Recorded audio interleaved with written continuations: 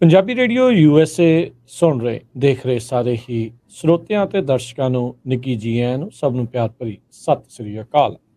Punjabi tech talk ਦੇ ਅੱਜ ਦੀ ਇਸ ਘੜੀ ਦੇ ਵਿੱਚ ਸਭ ਨੂੰ ਜੀ ਆਇਆਂ ਨੂੰ ਆਖਦੇ ਹਾਂ।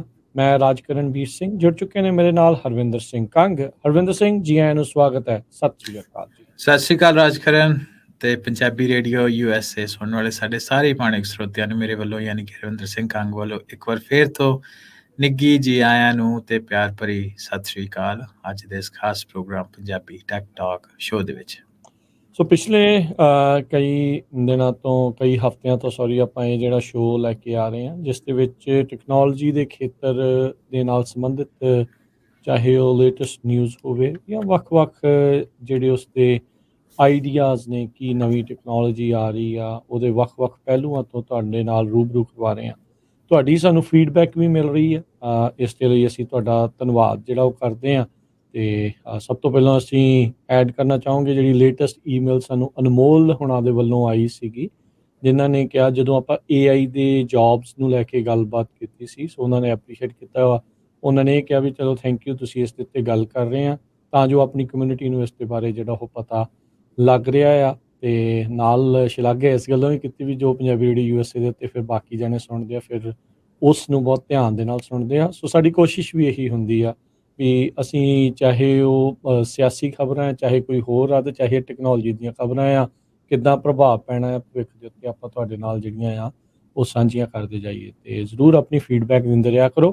ਤੁਹਾਡੀ ਫੀਡਬੈਕ ਨੂੰ ਵੀ ਅਸੀਂ ਇਸ ਪ੍ਰੋਗਰਾਮ ਦਾ ਹਿੱਸਾ ਬਣਾ ਸਕਦੇ ਹਾਂ, ਬਣਾਵਾਂਗੇ ਤਾਂ ਜੋ ਬਾਕੀਆਂ ਨੂੰ ਪਤਾ ਲੱਗਦਾ ਰਹੇ। ਸੋ ਆਪਾਂ ਕਹਿ ਸਕਦੇ ਹਾਂ ਹਰਵਿੰਦਰ ਵੀ ਜੋ ਆਪਾਂ ਸੋਚ ਲੈ ਕੇ ਇਸ ਪ੍ਰੋਗਰਾਮ ਨੂੰ ਸ਼ੁਰੂਆਤ ਕੀਤੀ ਆ, ਉਹ ਆਵਾਜ਼ ਲੋਕਾਂ ਤੱਕ ਪਹੁੰਚਣੀ ਸ਼ੁਰੂ ਹੋ ਚੁੱਕੀ ਹੈ। ਜੀ ਬਿਲਕੁਲ, ਕਹਿੰਦੇ ਨਾ ਕਿ ਜੇ ਤੁਸੀਂ ਪ੍ਰੀਪੇਅਰ ਕਰ ਲਓ ਆਪਣੇ ਆਪ ਨੂੰ ਹੈਡ ਆਫ ਟਾਈਮ ਤੇ ਫਿਰ ਤੁਸੀਂ ਉਹਦੇ ਤੋਂ ਬੈਟਰ ਫਾਇਦਾ ਲੈ ਸਕਦੇ ਹੋ। ਅਤੇ ਖਾਸ ਤੌਰ ਦੇ ਉੱਤੇ ਆਪਾਂ ਪਹਿਲਾਂ ਵੀ ਗੱਲ ਕਰਦੇ ਸੀ ਕਿ ਸਿਲੀਕਨ ਵੈਲੀ ਦੇ ਵਿੱਚ ਅਸੀਂ ਬੈਠੇ ਹਾਂ, ਟੈਕਨੋਲੋਜੀ ਦਾ ਸਾਨੂੰ ਐਕਸੈਸ ਹੈਗਾ, ਆਸੇ ਪਾਸੇ ਕੀ ਚੱਲ ਰਿਹਾ ਉਹਦੇ ਬਾਰੇ ਜਾਣਕਾਰੀ ਹੈਗੀ ਆ, ਅਤੇ ਕਿਉਂ ਨਾ ਅਸੀਂ ਆਪਣੀ ਉਹਨੂੰ ਕਮਿਊਨਿਟੀ ਦੇ ਵਿੱਚ ਡਿਸਟਰੀਬਿਊਟ ਕਰੀਏ ਤਾਂ ਕਿ ਐਜ਼ ਅ ਕਮਿਊਨਿਟੀ ਅਸੀਂ ਸਾਰੇ ਜਾਣੇ ਇਕੱਠੇ ਗਰੋ ਕਰ ਸਕੀਏ। ਜੋ ਵੀ ਟ੍ਰੈਂਡਸ ਆ ਰਹੇ ਆ ਜਾਂ ਆਉਣਗੇ ਆਉਣ ਵਾਲੇ ਸਮੇਂ ਦੇ ਵਿੱਚ, ਜਾਂ ਜਿਨ੍ਹਾਂ ਦੀ ਪੋਸੀਬਿਲਿਟੀ ਆ, ਉਹ ਤੋਂ ਸਾਰੇ ਜਣੇ ਰਲ ਮਿਲ ਕੇ ਲਾਹਾ ਲੈ ਸਕੀਏ। ਬਿਲਕੁਲ। ਅਤੇ ਹਰਵਿੰਦਰ, ਇਸੇ ਸਿਲਸਿਲੇ ਦੇ ਵਿੱਚ ਆਪਾਂ ਅੱਜ ਦੇ ਜਿਹੜੇ ਪ੍ਰੋਗਰਾਮ ਆ ਉਸ ਦੇ ਵਿਸ਼ੇ ਦੇ ਬਾਰੇ ਗੱਲਬਾਤ ਕਰਦੇ ਜਾਈਏ। ਇਹ ਵਿਸ਼ਾ ਚਲੋ ਚੱਲ ਤਾਂ ਇਹ ਚੀਜ਼ ਚਿਰ ਤੋਂ ਰਹੀ ਸੀ, ਪਰ ਬਹੁਤ ਘੱਟ ਸੀ ਜਾਂ ਲਿਮਿਟਿਡ ਸੀ। ਕੋਈ ਕੰਪਨੀ ਜਿਹੜੀ ਉਹ ਚੀਜ਼ ਕਰ ਰਹੀ ਸੀਗੀ, ਪਰ ਜਿਉਂ ਪੈਂਡੈਮਿਕ ਆਇਆ, ਕੋਵਿਡ ਦਾ ਰੌਲਾ ਪੂਰੀ ਦੁਨੀਆ ਦੇ ਵਿੱਚ ਉਸਨੇ ਪੈਰ ਜਿਹੜੇ ਉਹ ਪਸਾਰੇ, ਦੁਨੀਆ ਨੂੰ ਪੂਰੀ ਤਰ੍ਹਾਂ ਹਿਲਾ ਕੇ ਰੱਖ ਦਿੱਤਾ, ਰੋਕ ਵੀ ਦਿੱਤਾ। ਪਰ ਫਿਰ ਜਿਹੜੇ ਕੰਮ ਕਰਾਉਣ ਵਾਲੇ ਅਤੇ ਕੰਮ ਕਰਨ ਵਾਲਿਆਂ ਨੇ ਇੱਕ ਰਾਹ ਜਿਹੜਾ ਉਹ ਲੱਭਿਆ, ਕਿਉਂ ਨਾ ਆਪਾਂ ਘਰੋਂ ਬੈਠੇ ਹੀ ਕੰਮ ਕਰ ਲਈਏ। ਵਰਕ ਫਰੋਮ ਹੋਮ ਦਾ ਸਿਲਸਿਲਾ ਜਿਹੜਾ ਆ ਉਹ ਚੱਲਿਆ। ਇਹ ਸਿਲੀਕਨ ਵੈਲੀ 'ਚ ਇਹ ਕਨਸੈਪਟ ਕੋਈ ਨਵਾਂ ਤਾਂ ਨਹੀਂ, ਪਰ ਜਿੱਡੇ ਮਾਸ ਲੈਵਲ ਦੇ ਉੱਤੇ ਵਰਕ ਫਰੋਮ ਹੋਮ ਚੱਲਿਆ, IT ਦੇ ਵਿੱਚ ਜਦੋਂ ਇਹ ਚੱਲਿਆ, ਤਾਂ ਉਸਨੇ ਕਾਫੀ ਕੁਛ, ਬਹੁਤ ਸਾਰੇ ਜਿਹੜੇ ਸਿਨੈਰੀਓਜ਼ ਆ ਉਹ ਨਵੇਂ ਖੜੇ ਕਰ ਦਿੱਤੇ, ਨਵੇਂ ਜਿਹੜੇ ਉਹ ਚੇਂਜਿਸ ਆਏ। ਸੋ ਹਰਵਿੰਦਰ, ਅੱਜ ਆਪਾਂ ਵਰਕ ਫਰੋਮ ਹੋਮ ਦੇ ਉੱਤੇ ਜਿਹੜੀ ਉਹ ਗੱਲ ਕਰਾਂਗੇ, ਰਿਮੋਟ ਵਰਕ ਦੀ ਜਿਹੜੀ ਉਹ ਇਸ ਤਰੀਕੇ ਦੀ ਗੱਲਬਾਤ ਕਰਾਂਗੇ, ਕਿੱਦਾਂ ਸੀ, ਕੀ ਹੋਇਆ ਪੈਂਡੈਮਿਕ ਦੇ ਦੌਰਾਨ, ਅਤੇ ਹੁਣ ਕੀ ਟਰੈਂਡ ਚੱਲ ਰਿਹਾ ਉਸ ਦੇ ਉੱਤੇ। ਸੋ ਜੇ ਸ਼ੁਰੂਆਤ ਮੁੱਢਲੇ ਤੌਰ ਤੋਂ ਹੀ ਕਰੀਏ, work from home Ki concept ਆ, ਇਹ ਕਦੋਂ ਤੋਂ ਆਪਾਂ ਇਸ ਨੂੰ ਦੇਖ ਰਹੇ ਹਾਂ? ਰਾਜਕਰਨਵੀਰ, ਵਰਕ ਫਰੋਮ ਹੋਮ ਦਾ ਜਿਹੜਾ ਕਨਸੈਪਟ ਆ, ਇਹ ਜਿੱਦਾਂ ਤੁਸੀਂ ਕਿਹਾ ਨਵਾਂ ਤਾਂ ਨਹੀਂ ਆ, ਪਰ ਇਹਦੀ ਅਡੋਪਸ਼ਨ ਜਿਹੜੀ ਆ ਟੈਕਨੋਲੋਜੀ ਦੇ ਨਾਲ, ਜੋ ਟੈਕਨੋਲੋਜੀ ਵਧੀ ਹੈ, ਤਾਂ ਵਰਕ ਫਰੋਮ ਹੋਮ ਦੀ ਵੀ ਸੰਭਾਵਨਾਵਾਂ ਜਿਹੜੀਆਂ ਬਣਨੀਆਂ ਸ਼ੁਰੂ ਹੋ ਗਈਆਂ।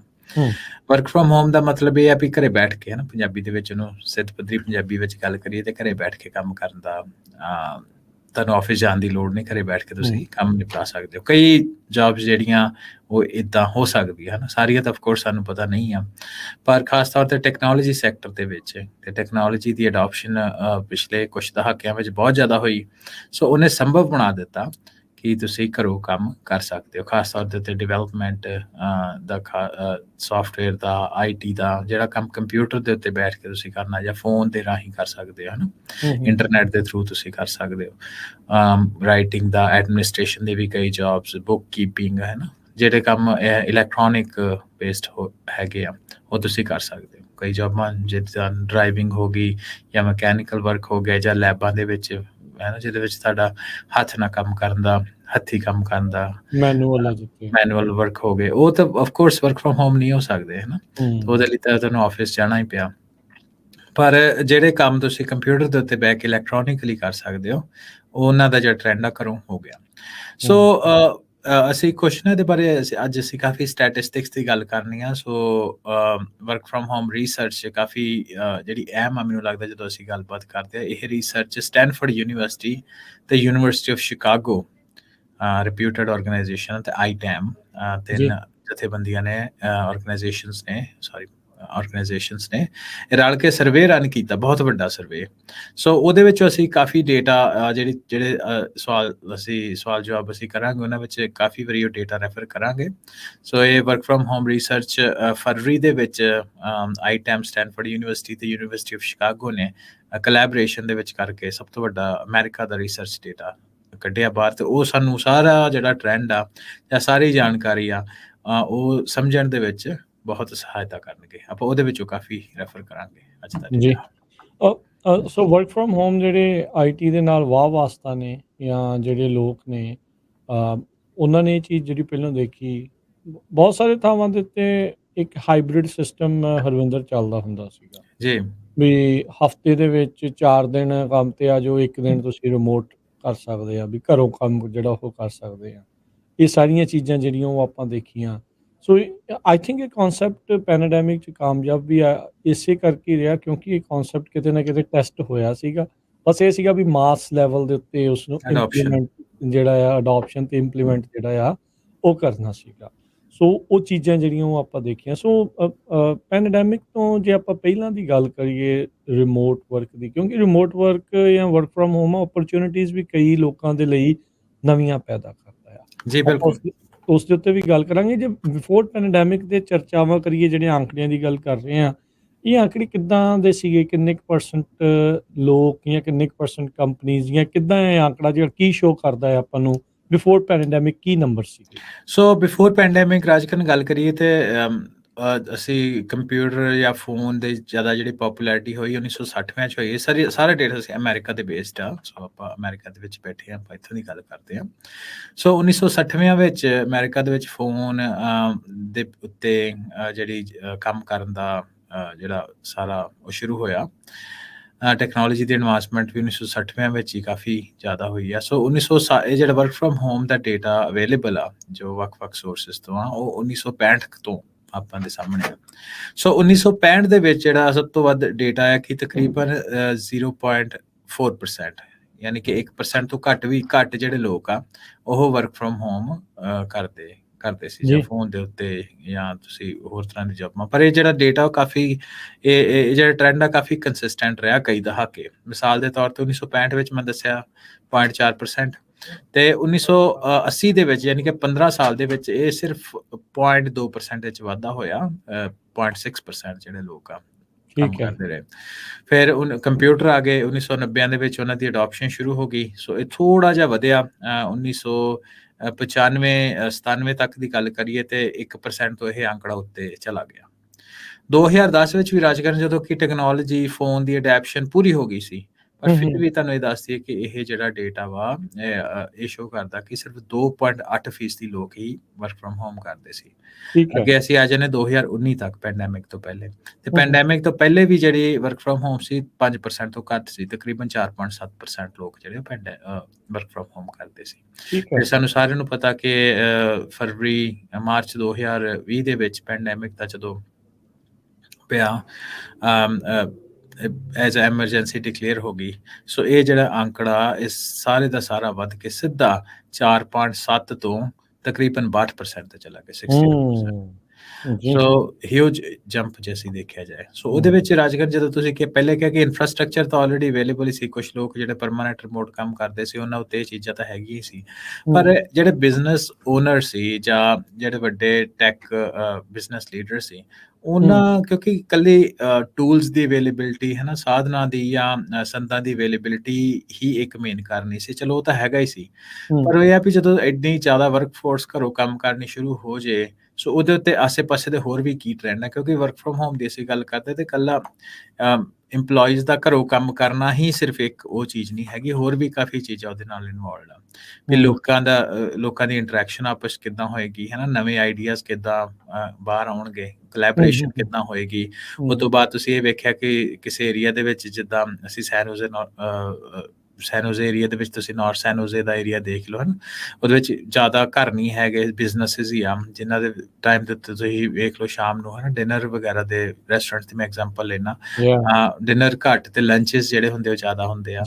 ਹੋਟਲਸ ਵਗੈਰਾ ਤੁਸੀਂ ਬੇ ਏਰੀਏ ਦੇ ਬਾਕੀਆਂ ਨਾਲ ਡਿਫਰੈਂਟ ਆ, ਹੈ ਨਾ, ਕਿਉਂਕਿ ਵੀਕਐਂਡ ਦੇ ਉੱਤੇ ਉਹਨਾਂ ਦੀ ਵੇਕੈਂਸੀ ਹੁੰਦੀ ਹੈ, ਵੀਕਡੇ 'ਚ ਉਹ ਲੱਭਦੇ ਨਹੀਂ, ਬਿਜ਼ਨਸ ਟਰੈਵਲਰਸ ਬਹੁਤ ਹੁੰਦੇ ਆ। ਸੋ ਇਕੱਲਾ ਇੰਪਲੋਈਜ਼ ਦੇ ਵਰਕ ਫਰੋਮ ਹੋਮ ਦੇ ਨਾਲ ਹੀ ਨਹੀਂ, ਕਿ ਜਦੋਂ ਇੰਪਲੋਈਜ਼ ਦਾ ਕੰਮ ਉੱਤੇ ਆ ਕੇ ਉਹਨਾਂ ਗੈਸ ਖਰਚਣੀ ਆ, ਕਾਰ ਦੀ ਮੇਨਟੇਨੈਂਸ ਹੋਣੀ ਆ, ਸੋ ਪੂਰਾ ਦਾ ਪੂਰਾ ਇੱਕ ਈਕੋ ਸਿਸਟਮ ਇੰਪਲੋਈਜ਼ ਦੇ ਆਲੇ ਦੁਆਲੇ ਹੁੰਦਾ ਵਾ। ਸੋ ਉਹਨਾਂ ਨੂੰ ਕਿੱਦਾਂ ਇੰਪੈਕਟ ਕਰਨਾ, ਹੈ ਨਾ, ਉਹਦੇ ਬਾਰੇ ਜਿਹੜੀ ਕਨਵਰਸੇਸ਼ਨ ਮੈਨੂੰ ਨਹੀਂ ਲੱਗਦਾ ਕਦੇ ਪੈਂਡੈਮਿਕ ਤੋਂ ਪਹਿਲਾਂ ਇੰਨੀ ਜ਼ਿਆਦਾ ਪੋਪੂਲਰ ਹੋਈ, ਪਰ ਇੱਕ ਪੈਂਡੈਮਿਕ ਨੇ ਇੱਕ ਐਕਸਪੈਰੀਮੈਂਟ ਰਨ ਕਰਨ ਦਾ ਮੌਕਾ ਦੇ ਦਿੱਤਾ, ਕਹਿ ਲਓ ਕਿ ਧੱਕੇ ਨਾਲ ਹੀ ਮਾਹੌਲ ਇੱਦਾਂ ਬਣ ਗਿਆ, ਜਿਹਦੇ ਕਰਕੇ ਬਹੁਤ ਜ਼ਿਆਦਾ ਲੋਕ ਜਿਹੜੇ ਕਰ ਸਕਦੇ ਸੀ, ਜਿੱਦਾਂ ਮੈਂ ਪਹਿਲਾਂ ਕਿਹਾ, ਮੈਨੂਅਲ ਜੌਬਾਂ ਤੋਂ ਬਿਨਾਂ, ਉਹ ਤਕਰੀਬਨ 60% ਲੋਕੀ ਵਾਪਸ ਘਰੋਂ ਕੰਮ ਕਰਦੇ। ਇਹਦੇ ਨਾਲ ਜਿਹੜਾ ਡੇਟਾ ਵਾ ਉਹ ਆਪਾਂ ਕੋਲ ਅਵੇਲੇਬਲ ਹੋ ਗਿਆ ਇਹ ਸਾਰੀ ਚੀਜ਼ਾਂ ਨੂੰ ਅੱਗੇ ਲੈ ਕੇ ਜਾਣ ਦਾ।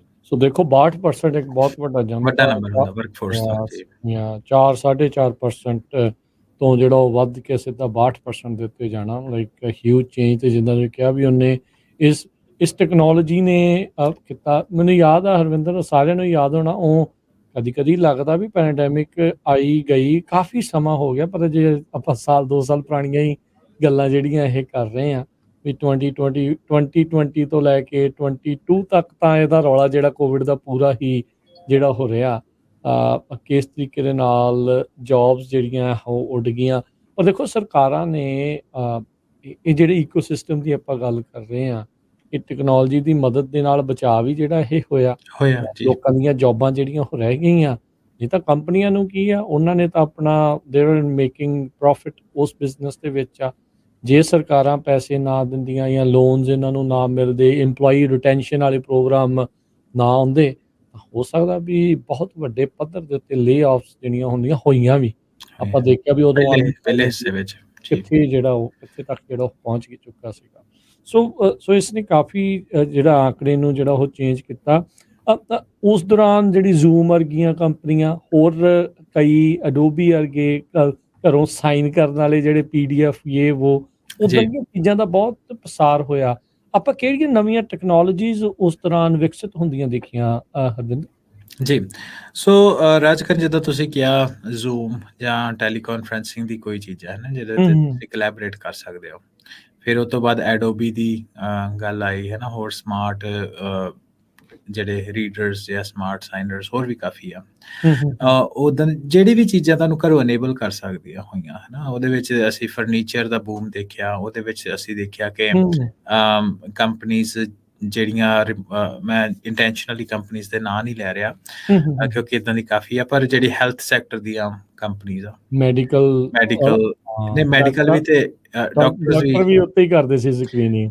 ਡਾਕਟਰ ਵੀ ਉਹਨਾਂ ਦੀ ਸਕਰੀਨਿੰਗ, ਪਰ ਨਾਲ ਦੀ ਨਾਲ ਜਿਹੜੀ ਆ ਜਿੱਦਾਂ ਐਕਸਰਸਾਈਜ਼ ਦੀਆਂ ਕੰਪਨੀਆਂ ਹੋ ਗਈਆਂ, ਉਹਦੇ ਵਿੱਚ ਤੁਸੀਂ ਇਕੱਲੇ ਐਕਸਰਸਾਈਜ਼ ਕਰ ਸਕਦੇ। ਫਰਨੀਚਰ ਦੇ ਉੱਤੇ ਬਹੁਤ, ਹੋਮ ਫਰਨੀਚਰ ਉੱਤੇ ਲੋਕੀ ਬਹੁਤ ਜ਼ਿਆਦਾ ਟਾਈਮ ਘਰੇ ਸਪੈਂਡ ਕਰਦੇ ਸੀ। ਇਹਦੇ ਕਰਕੇ ਉਹਨਾਂ ਨੇ ਦੇਖਿਆ ਵੀ ਘਰ ਦੀ ਜਿਹੜੀ ਸਪੇਸ ਆ ਉਹ ਆਪਾਂ ਨੂੰ ਜ਼ਿਆਦਾ ਚਾਹੀਦੀ ਆ, ਤੇ ਬੇ ਏਰੀਏ ਤੋਂ ਲੋਕੀ ਜਿਹੜੇ ਸਬਰਬਸ ਵੱਲ ਮੂਵ ਹੋਣੇ ਸ਼ੁਰੂ ਹੋ ਗਏ ਬਹੁਤ ਭਾਰੀ ਦੇ ਵਿੱਚ।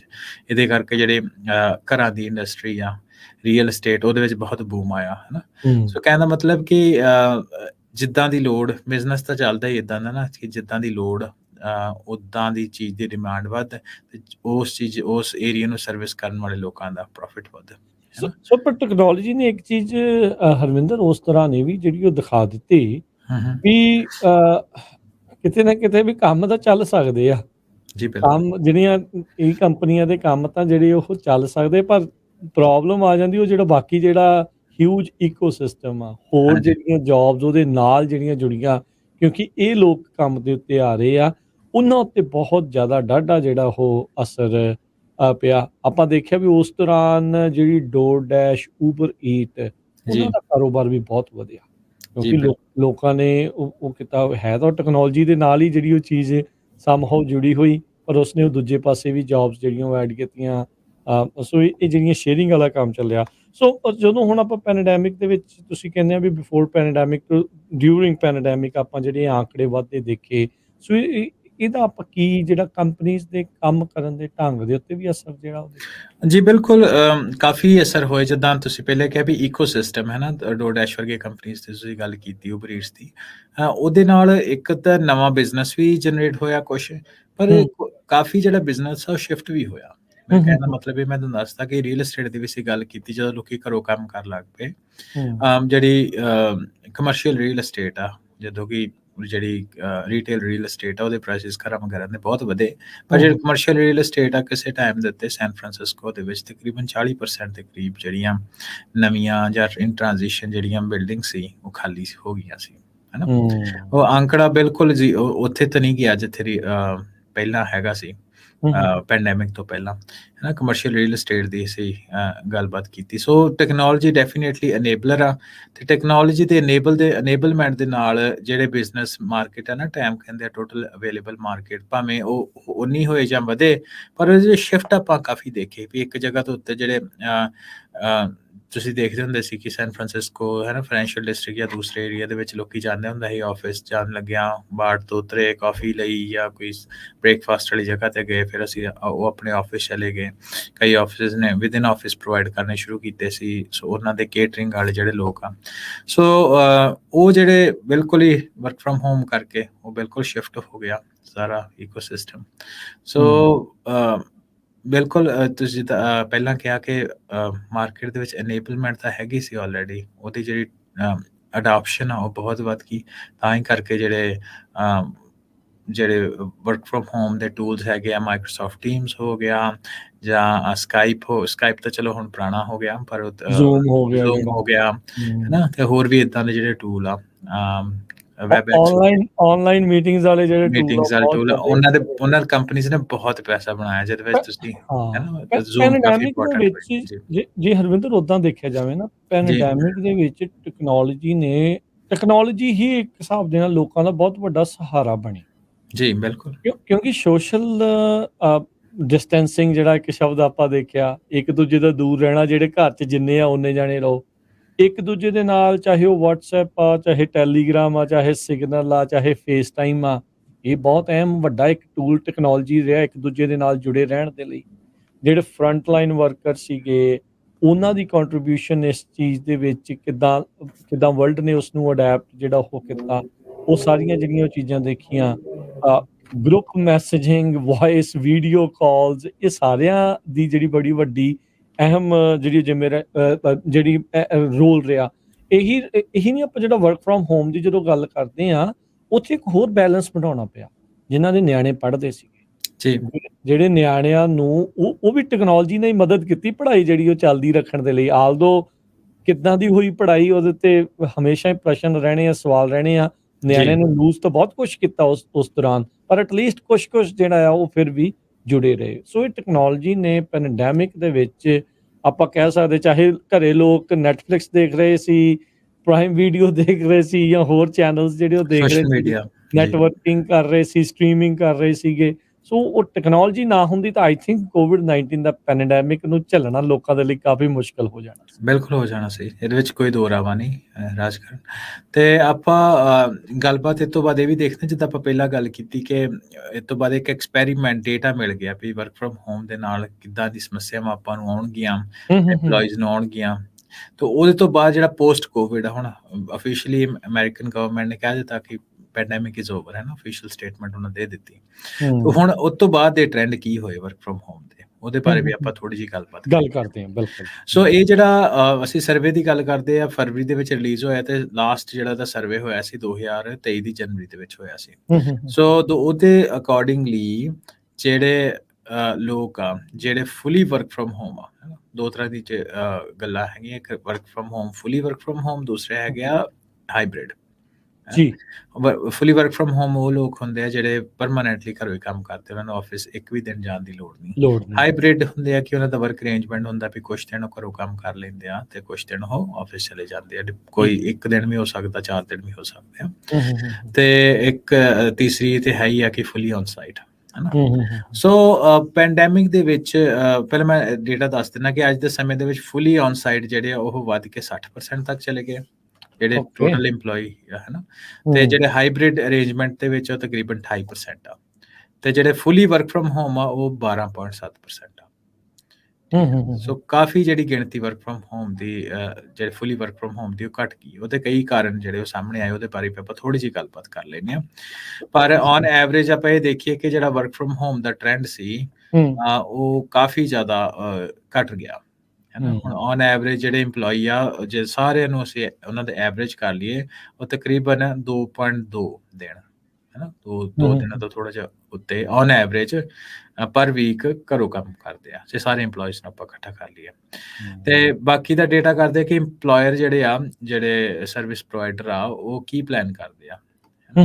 ਵਰਕ ਫਰਮ ਹੋਮ ਪੈਂਡੈਮਿਕ ਹੁਣ ਐਂਡ ਹੋ ਗਿਆ, ਤੇ ਫੁੱਲੀ ਪੇਡ ਜਿਹੜੇ ਵਰਕ ਫਰਮ ਹੋਮ ਆ ਉਹਨਾਂ ਦੇ ਬਾਰੇ ਉਹਨਾਂ ਦਾ ਜਿਹੜਾ ਕੀ ਵਿਚਾਰ ਆ, ਹੈ ਨਾ। ਸੋ ਜਿਹੜੇ ਵਰਕਰ ਫੁੱਲੀ ਜਿਹੜੇ EMPLOYERS ਆ, ਉਹ ਚਾਹੁੰਦੇ ਆ ਕਿ ਵੱਧ ਤੋਂ ਵੱਧ ਜਿਹੜੇ EMPLOYEES ਆ ਉਹ ਕੰਮ ਦੇ ਉੱਤੇ ਆਉਣ, ਬੈਕ ਟੂ ਦ ਕਿਊਬਿਕਲ। ਹਾਂਜੀ, ਤੇ ਜੇ ਉਹਨਾਂ ਦੀ ਜਿਹੜੀ ਇੰਟੈਂਸ਼ਨ ਆ, ਕੁਛ ਰੋਜ਼ ਆਫ ਕੋਰਸ ਹੋ ਹੀ ਸਕਦੇ ਆ, ਤੇ ਇਹਦੇ ਵਿੱਚ ਨਾ ਇੱਕ ਗੈਪ ਰਾਜਕਰਨ ਬਣਾ ਹੈ। ਜਿਹੜੇ EMPLOYEES ਆ ਉਹ ਚਾਹੁੰਦੇ ਆ ਕਿ ਅਸੀਂ ਵੱਧ ਤੋਂ ਵੱਧ ਘਰੋਂ ਕੰਮ ਕਰੀਏ, ਤੇ ਜਿਹੜੇ EMPLOYERS ਉਹ ਕਹਿੰਦੇ ਕਿ ਉਹ ਵੱਧ ਤੋਂ ਵੱਧ ਉੱਤੇ ਆਫਿਸ ਸਾਈਡ ਦੇ ਉੱਪਰ ਹੋਣ। ਉਹਦੇ ਕਈ ਕਾਰਨ ਜਿਹੜੇ ਸਾਹਮਣੇ ਆਏ ਆ। ਇੱਕ ਉਹਨਾਂ ਵਿੱਚ ਹੈਗੀ ਆ ਇਨੋਵੇਸ਼ਨ ਐਂਡ ਕੋਲੈਬੋਰੇਸ਼ਨ, ਹੈ ਨਾ।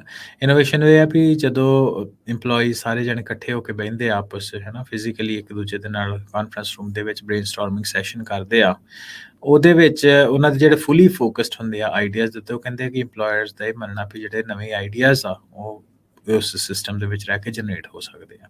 ਸੋ ਜਿਹੜੀ ਇਨੋਵੇਸ਼ਨ ਨਵੀਂ ਚੀਜ਼ਾਂ ਦੀ ਆ, ਉਹ ਕਹਿੰਦੇ ਕਿ ਜਿਹੜੇ ਉਹ ਆਈਡੀਆਜ਼ ਆ ਉਹਦੇ ਲਈ ਤੁਹਾਨੂੰ ਆਫਿਸ ਦੇ ਵਿੱਚ ਹੀ ਜ਼ਿਆਦਾ, ਆਫਿਸ ਸਪੇਸ ਦੇ ਵਿੱਚ ਜਿੱਥੇ ਤੁਸੀਂ ਡਿਸਟਰੈਕਸ਼ਨ ਫ੍ਰੀ ਕੰਮ ਹੁੰਦਾ ਵਾ, ਉੱਥੇ ਤੁਸੀਂ ਕਰ ਸਕਦੇ ਹੋ। ਉਹਨਾਂ ਦਾ ਇਹ ਮੰਨਣਾ ਹੈ। ਮੈਨੂੰ ਤਾਂ ਇਹ ਲੱਗਦਾ ਕਿ ਘਰੇ ਵੀ ਡਿਸਟਰੈਕਸ਼ਨ ਫ੍ਰੀ ਕਾਫੀ ਕੰਮ ਹੋ ਜਾਂਦੇ ਆ, ਪਰ ਚਲੋ ਜੋ ਸਟੇਟਮੈਂਟ ਪੁੱਟ ਫਾਰਵਰਡ ਕੀਤੀ ਆਪਾਂ ਐਜ਼ ਇਜ਼ ਉਹਦੀ ਗੱਲ ਹੁਣ ਉਹਨਾਂ ਦੀ ਰੀਅਲ ਏਸਟੇਟ ਇਨਵੈਸਟਮੈਂਟਸ ਅਗਲਿਆਂ ਨੇ ਉਹ ਵੀ ਬਚਾਉਣੀਆਂ ਆਪਣੀਆਂ। ਇਨਫੈਕਟ ਰੀਅਲ ਏਸਟੇਟ ਦੀ ਅਸੀਂ ਗੱਲ ਕਰੀ, ਤੇ ਜੇ EMPLOYE ਘਰੋਂ ਕੰਮ ਕਰਦੇ ਤਾਂ ਰੀਅਲ ਏਸਟੇਟ ਦੇ ਕੁਝ ਬੈਨੀਫਿਟ ਆ ਸਗੋਂ, ਕਿਉਂਕਿ ਇਲੈਕਟ੍ਰਿਸਿਟੀ, ਹੈ ਨਾ, ਉਹਨਾਂ ਨੂੰ ਸਰਵਿਸਿਜ਼ ਨਹੀਂ ਔਨ ਸਾਈਟ ਉਹਨੀਆਂ ਪ੍ਰੋਵਾਈਡ ਕਰਨੀਆਂ ਪੈਂਦੀਆਂ। ਸੋ ਰੀਅਲ ਏਸਟੇਟ ਦੇ ਬੈਨੀਫਿਟ ਤਾਂ ਜਿੱਦਾਂ ਲੀਜ਼ ਆ, ਕਈ ਕੰਪਨੀ, ਚਲੋ ਕਈ ਰੀਅਲ ਏਸਟੇਟ ਓਨ ਕਰਦੀਆਂ, ਪਰ ਜਿਹੜੀ ਲੀਜ਼ ਦੇ ਉੱਤੇ ਉਹਨਾਂ ਨੇ ਆਪਣਾ ਫੁੱਟਪ੍ਰਿੰਟ ਘਟਾਇਆ, ਹੈ ਨਾ।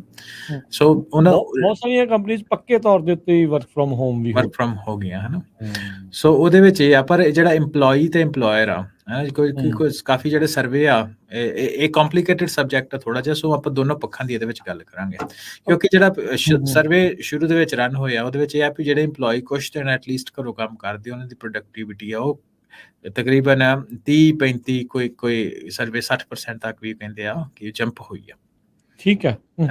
ਸੋ ਪਰ ਦੋਨੋਂ ਪਾਸੇ ਦਾ ਡੇਟਾ ਜਿਹੜਾ ਡਿਪੈਂਡਿੰਗ ਪੌਨ ਤੁਸੀਂ ਕਿਹੜਾ ਸਰਵੇ ਦੇਖਦੇ ਹੋ ਉਹ ਰਨ ਹੋਇਆ, ਹੈ ਨਾ।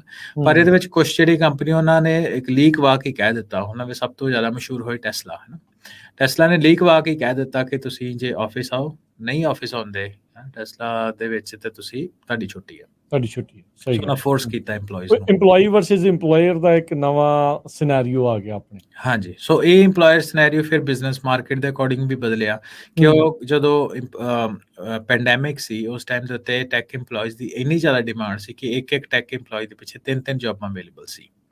ਸੋ ਉਹਦੇ ਉੱਤੇ ਮੈਸ ਰੈਜ਼ਿਗਨੇਸ਼ਨ ਚੱਲੀ ਕਿ ਜਿਹੜਾ ਵੀ ਕੰਪਨੀ ਕੋਸ਼ਿਸ਼ ਕਰਦੀ ਵੀ ਤੁਸੀਂ ਆਫਿਸ ਤੋਂ ਕੰਮ ਕਰੋ, ਤੇ ਉਹਦੇ ਵਿੱਚ EMPLOYE ਮੈਸ ਕਹਿੰਦੇ ਵੀ ਚਲੋ ਆਪਾਂ ਕੋ ਹੋਰ ਜੌਬਾਂ ਜ਼ਿਆਦਾ ਪੈਸੇ ਵਾਲੀਆਂ, ਆਪਾਂ ਕੋ ਤੁਹਾਡੇ ਨਾਲ ਰਹਿਣਾ। ਸੋ ਉਹਦੇ ਕਰਕੇ EMPLOYE ਛੱਡਣ ਲੱਗ ਪਏ। ਸੋ ਇਹਦੇ ਵਿੱਚ ਮੈਂ ਐਗਜ਼ਾਮਪਲ ਲਊਂਗਾ ਐਪਲ ਦੀ। ਐਪਲ ਨੇ ਬਹੁਤ ਕੋਸ਼ਿਸ਼ ਕੀਤੀ ਪਹਿਲੇ ਦਿਨਾਂ ਦੇ ਵਿੱਚ ਕਿ EMPLOYEES ਜਿਹੜੇ ਵਾਪਸ ਕੰਮ ਦੇ ਉੱਤੇ ਆਉਣ, ਪਰ ਮਾਸ ਰੈਜ਼ਿਗਨੇਸ਼ਨ ਕਰਕੇ ਛੇਤੀ ਪਿੱਛੇ ਹਟ ਕੇ, ਇੱਦਾਂ ਹੋਰ ਵੀ ਕੰਪਨੀਜ਼ ਦੇ ਨਾਲ ਹੋਇਆ, ਹੈ ਨਾ। ਪਰ ਹੁਣ ਕਿਉਂਕਿ ਜਦੋਂ ਮਾਰਕੀਟ ਸਲੋ ਹੋਈ, ਜਦੋਂ ਫੈਡ ਨੇ ਪ੍ਰਾਈਸਿਸ ਚੱਕੇ ਗਏ, ਜਦ ਕਰਕੇ ਫ੍ਰੀ ਫਲੋਇੰਗ ਮਨੀ ਜਿਹਨੂੰ ਕਹਿੰਦੇ ਆ ਉਹ ਘਟੀ। ਸੋ ਉਹਦੇ ਕਰਕੇ ਰਾਜਕਰਨ ਕੀ ਹੋਇਆ ਕਿ ਜਿਹੜੇ EMPLOYEES ਦੀ ਨੈਗੋਸੀਏਸ਼ਨ ਪਾਵਰ ਜਿਹੜੀ ਘਟ ਗਈ, ਕਿਉਂਕਿ ਜੌਬਾਂ ਉਨੀਆਂ ਅਵੇਲੇਬਲ ਨਹੀਂ, ਲੇ ਆਫ ਹੋਣੇ ਸ਼ੁਰੂ ਹੋ ਗਏ। ਸੋ ਇਹਦੇ ਵਿੱਚ EMPLOYER ਦੇ ਹੱਥ ਜਿਹੜਾ ਉਹ ਜ਼ਿਆਦਾ ਭਾਰਾ ਹੋ ਗਿਆ। ਸੋ ਉਹਦੇ ਕਰਕੇ ਹੁਣ ਉਹ ਫੋਰਸ ਕਰ ਰਹੇ ਆ ਫੇਸਬੁੱਕ ਵੀ ਸ਼ਾਇਦ ਉਹਨੇ ਕੀਤਾ, ਐਮਾਜ਼ੋਨ ਨੇ ਕੀਤਾ, ਹੈ ਨਾ। ਟਵਿੱਟਰ ਵਾਲੇ ਹੋਰ ਵੀ ਕਰਦੇ ਆ। ਹੈ ਨਾ, ਹੂੰ, ਟਵਿੱਟਰ ਚਲੋ ਇਲਨ ਮਸਕ ਨੇ ਕਿਹਾ ਸੀ ਆਓ ਔਨ ਸਾਈਟ। ਹੂੰ, ਹੋਰ ਵੀ ਜਿਹੜੀ ਕਾਫੀ ਕੰਪਨੀ ਉਹਨਾਂ ਨੇ ਜਿਹੜਾ ਘੱਟੋ ਘੱਟ ਜਿਹੜਾ ਹਾਈਬ੍ਰਿਡ ਆ ਉਹ ਮਾਡਲ ਅਪਣਾਉਣਾ ਸ਼ੁਰੂ ਕੀਤਾ, ਤਾਂ ਹੀ ਅਸੀਂ ਹੁਣੇ ਨੰਬਰ ਦੇਖਿਆ ਨਾ, ਸਿਰਫ 12% ਲੋਕ, 12.5% ਲੋਕ fully work from home work time ਦੇ ਉੱਤੇ ਆਏ ਆ। ਤੇ ਇਹ ਜਿਹੜੀ ਗਿਣਤੀ ਆਉਣ ਵਾਲੇ ਟਾਈਮ ਦੇ ਵਿੱਚ ਐਕਸਪੈਕਟ, ਮੈਨੂੰ ਇਹ ਲੱਗਦਾ ਕਿ ਇੱਥੇ ਕੀ ਸਟੇਬਲ ਰਹੂਗੀ, ਸ਼ਾਇਦ 10% ਹੋ ਜਾਏ ਜਾਂ 12% ਹੈ। ਘਟਣ ਦੇ ਜ਼ਿਆਦਾ ਚਾਂਸ ਆ। ਹਾਂਜੀ, ਹੋਰ ਥੋੜ੍ਹਾ ਜਿਹਾ, ਕਿਉਂਕਿ ਜੇ ਕਈ ਕੰਪਨੀਜ਼ ਨੇ ਫੁੱਲੀ ਉਹਨੂੰ ਇੰਪਲੀਮੈਂਟ ਨਹੀਂ ਕੀਤਾ, ਹੈ ਨਾ, ਕਈ ਰੱਖ ਰਹੇ ਵੀ 2024 ਦੀ ਜਨਵਰੀ ਤੋਂ। ਇੱਥੇ ਉਹਨਾਂ ਦੀ ਗੱਲ ਵੀ ਕਰ ਲਈਏ, ਜਿਹੜੇ ਜਿੱਦਾਂ ਆਪਾਂ ਸ਼ੁਰੂਆਤ 'ਚ ਕਿਹਾ ਸੀ ਵੀ ਬੇਰੀਏ ਤੋਂ ਵਿਚਾਰੇ ਜਿਹੜੇ ਬਾਹਰ ਮੂਵ ਹੋਏ, ਉਹਨਾਂ ਦੇ ਲਈ ਹਾਂਜੀ, ਬੜੀ ਵੱਡੀ ਪ੍ਰੋਬਲਮ ਆ। ਉਹ ਇੱਕ ਵੱਡੀ ਸਮੱਸਿਆ ਖੜੀ ਹੋ ਗਈ, ਕਿਉਂਕਿ ਜਿਹੜੇ ਨਵੇਂ ਜੌਬ ਰੋਲਸ, ਮੈਂ ਲਿੰਕਡਇਨ ਦੇ ਵਿੱਚ ਵੀ ਦੇਖਦਾ ਸੀ ਡੇਟਾ, ਨਵੇਂ ਜੌਬ ਰੋਲਸ ਵੀ ਆ ਰਹੇ ਆ, ਉਹ ਤੁਹਾਨੂੰ ਫੁੱਲੀ ਔਨ ਸਾਈਟ ਕਾਫੀ ਜ਼ਿਆਦਾ ਔਨ ਕੋਸ਼ਿਸ਼ ਸਾਈਟ ਕਰ ਰਹੇ ਆ। ਰਿਮੋਟ ਨਹੀਂ ਹੈਗਾ। ਫੁੱਲੀ, ਹੈ ਨਾ, ਜਿਹੜੇ ਰਿਮੋਟ ਪਹਿਲਾਂ ਜਾਂ ਹਾਈਬ੍ਰਿਡ ਇੰਪਲੋਈ ਸੀ, ਜੇ ਛੱਡ ਕੇ ਚਲੇ ਜਾਂਦੇ ਆ ਜਾਂ ਲੇ ਆਫ ਹੋ ਜਾਂਦੇ ਨੇ, ਜਗ੍ਹਾ ਦੇ ਉੱਤੇ ਨਵਾਂ ਕੋਈ ਇੰਪਲੋਈ ਆਉਂਦਾ, ਸੋ ਕੰਪਨੀਜ਼ ਕੀ ਕਰ ਰਹੀਆਂ, ਉਹਦੀ ਰਿਕੁਆਇਰਮੈਂਟ ਹੀ ਹੈ ਕਿ ਤੁਸੀਂ ਜੁਆਇਨ ਕਰਨ ਵੇਲੇ ਤੁਸੀਂ ਫੁੱਲੀ ਔਨ ਸਾਈਟ ਆਓ। ਜੇ ਇੰਪਲੋਈ ਦੀ ਪੱਖ ਤੋਂ ਇਸ ਚੀਜ਼ ਦੇ ਵਿੱਚ ਗੱਲ ਕਰੀਏ, ਇੰਪਲੋਈ ਦੇ ਕਾਫੀ ਖਰਚੇ ਬਚਦੇ ਸੀ, ਜਿੱਦਾਂ ਇੰਪਲੋਇਰ ਦਾ ਵੀ ਬਚਿਆ, ਜੀ ਉਹਦੀ ਬਿਲਕੁਲ, ਗੱਡੀ ਦਾ ਖਰਚਾ, ਤੇਲ ਦਾ ਖਰਚਾ, ਕਾਰ ਮੇਨਟੇਨੈਂਸ ਮੇਨਟੇਨੈਂਸ ਦਾ, ਹਨਾ, ਜੀ, ਵੀ ਟਰੈਵਲ ਟਾਈਮ ਕਿੰਨਾ ਘਟਦਾ ਆ, ਉਸ ਦਾ ਸਲੀਪ ਦਾ, ਹਨਾ, ਕਈ ਚੀਜ਼ਾਂ ਜਿਹੜੀਆਂ ਉਸ ਤੋਂ ਨੇ ਜੀ ਫੈਮਿਲੀ ਬਿਲਕੁਲ, ਦੇ ਨਾਲ ਟਾਈਮ। ਫੈਬਰਿਕ ਨਾਲ ਟਾਈਮ ਵੱਧਦਾ। ਔਨ ਲਾਈਟਰ ਨੋਟ, ਮੈਂ ਮਖੌਲ ਕਰਦੇ ਸੀ ਕਈ, ਇਹਦੇ ਵਿੱਚ ਮੈਂ ਦੇਖਦਾ ਸੀ ਡੇਟਾ ਦੇ ਵਿੱਚ, ਡਿਓਡਰੈਂਟ ਯੂਸੇਜ, ਪਰ ਕਲੋਨ ਪਰਫਿਊਮ ਦੀ ਯੂਸੇਜ ਘਟ ਗਈ। ਹੈ ਨਾ, ਤੇ ਕੱਪੜਿਆਂ ਦੀ ਯੂਸੇਜ, ਕਿਉਂਕਿ ਘਰੇ ਪਜਾਮਾ ਪਾ ਕੇ ਵੀ ਬੈਠੇ ਰਹਿੰਦੇ ਕੰਮ ਕਰਨ। ਹਾਂ, ਸਹੀ ਗੱਲ ਆ। ਸੋ ਇਹ ਸਾਰੀ ਚੀਜ਼ਾਂ ਦੀ, ਜਦੋਂ ਤੁਸੀਂ ਵੇਖੋ ਇਕਨੋਮੀ ਜਿਹੜੀ ਉਹ ਕਿੱਦਾਂ ਚੱਲਦੀ ਆ, ਲੋਕਾਂ ਦੇ ਪੈਸੇ ਖਰਚਣ ਦੇ ਨਾਲ, ਤੇ ਲੋਕਾਂ ਨੇ ਪੈਸੇ ਤਾਂ ਖਰਚਣੇ ਆ ਜਦ ਤੁਹਾਨੂੰ ਲੋੜ ਆ, ਜਦ ਤੁਸੀਂ ਘਰੋਂ ਬਾਹਰ ਨਿਕਲਦੇ ਹੋ, ਜਦ ਤੁਸੀਂ ਗੈਸ ਦੀ, ਕਾਰ ਮੇਨਟੇਨੈਂਸ ਦੀ, ਹੈ ਨਾ, ਉਹਦੇ ਨਾਲ ਟਾਇਰ ਤੁਹਾਡੇ ਰੈਸਟੋਰੈਂਟ ਤੇ ਤੁਸੀਂ ਜਾਣਾ, ਕਾਫੀ ਸ਼ਾਪਾਂ ਤੇ ਤੁਸੀਂ ਜਾਣਾ, ਹੈ ਨਾ, ਕਿਸੇ ਨਾਲ ਮੀਟਿੰਗ ਹੋਈ, ਬਿਜ਼ਨਸ ਮੀਟਿੰਗਾਂ ਹੋਈਆਂ, ਉਹਦੇ ਕਰਕੇ 에ਅਰਪਲੇਨ, ਕਮਰਸ਼ੀਅਲ ਇੰਡਸਟਰੀ, ਹੈ ਨਾ, ਸੋ ਕਾਫੀ ਜਿਹੜੀ ਚੀਜ਼ਾਂ ਉਹਨਾਂ ਦੇ ਕਰਕੇ, ਹਸਪੀਟੈਲਿਟੀ। ਸੋ ਉਹਦੇ ਨਾਲ ਇੱਕ ਜਿਹੜਾ ਤੁਸੀਂ ਹੁਣੇ ਗੱਲ ਕੀ, ਉਹਦਾ ਵੀ ਮੇਰੇ ਕੋਲ ਡੇਟਾ ਹੈਗਾ, ਤੁਸੀਂ ਕਿਹਾ ਨਾ ਏਰੀਆ ਤੋਂ ਬਾਹਰ ਆ ਗਏ, ਸੋ ਅੱਜ ਦੇ ਸਮੇਂ ਦੇ ਵਿੱਚ ਵੀ ਵਰਕ ਫਰੋਮ ਹੋਮ ਦਾ ਜਿਹੜਾ ਕਾਨਸੈਪਟ ਆ, ਉਹ ਵੱਡਿਆਂ ਸ਼ਹਿਰਾਂ ਦੇ ਵਿੱਚ ਅੱਜ ਦੇ ਦਿਨ ਵਿੱਚ ਵੀ ਜ਼ਿਆਦਾ ਪਪੂਲਰ ਆ, as compare to small cities ਜਾਂ ਟਾਊਨਸ। ਜਿਵੇਂ ਬੇ ਏਰੀਏ ਦੇ ਵਿੱਚ ਅਸੀਂ ਬੈਠੇ, ਇੱਥੇ ਟ੍ਰੈਂਡ ਹੈਗਾ, ਖਾਸ ਤੌਰ ਤੇ ਕੋਸ਼ਿਸ਼ ਕਰਦੇ ਕਿ ਹਾਈਬ੍ਰਿਡ ਵਰਕ ਹੋ ਜਾਏ, ਹੈ ਨਾ।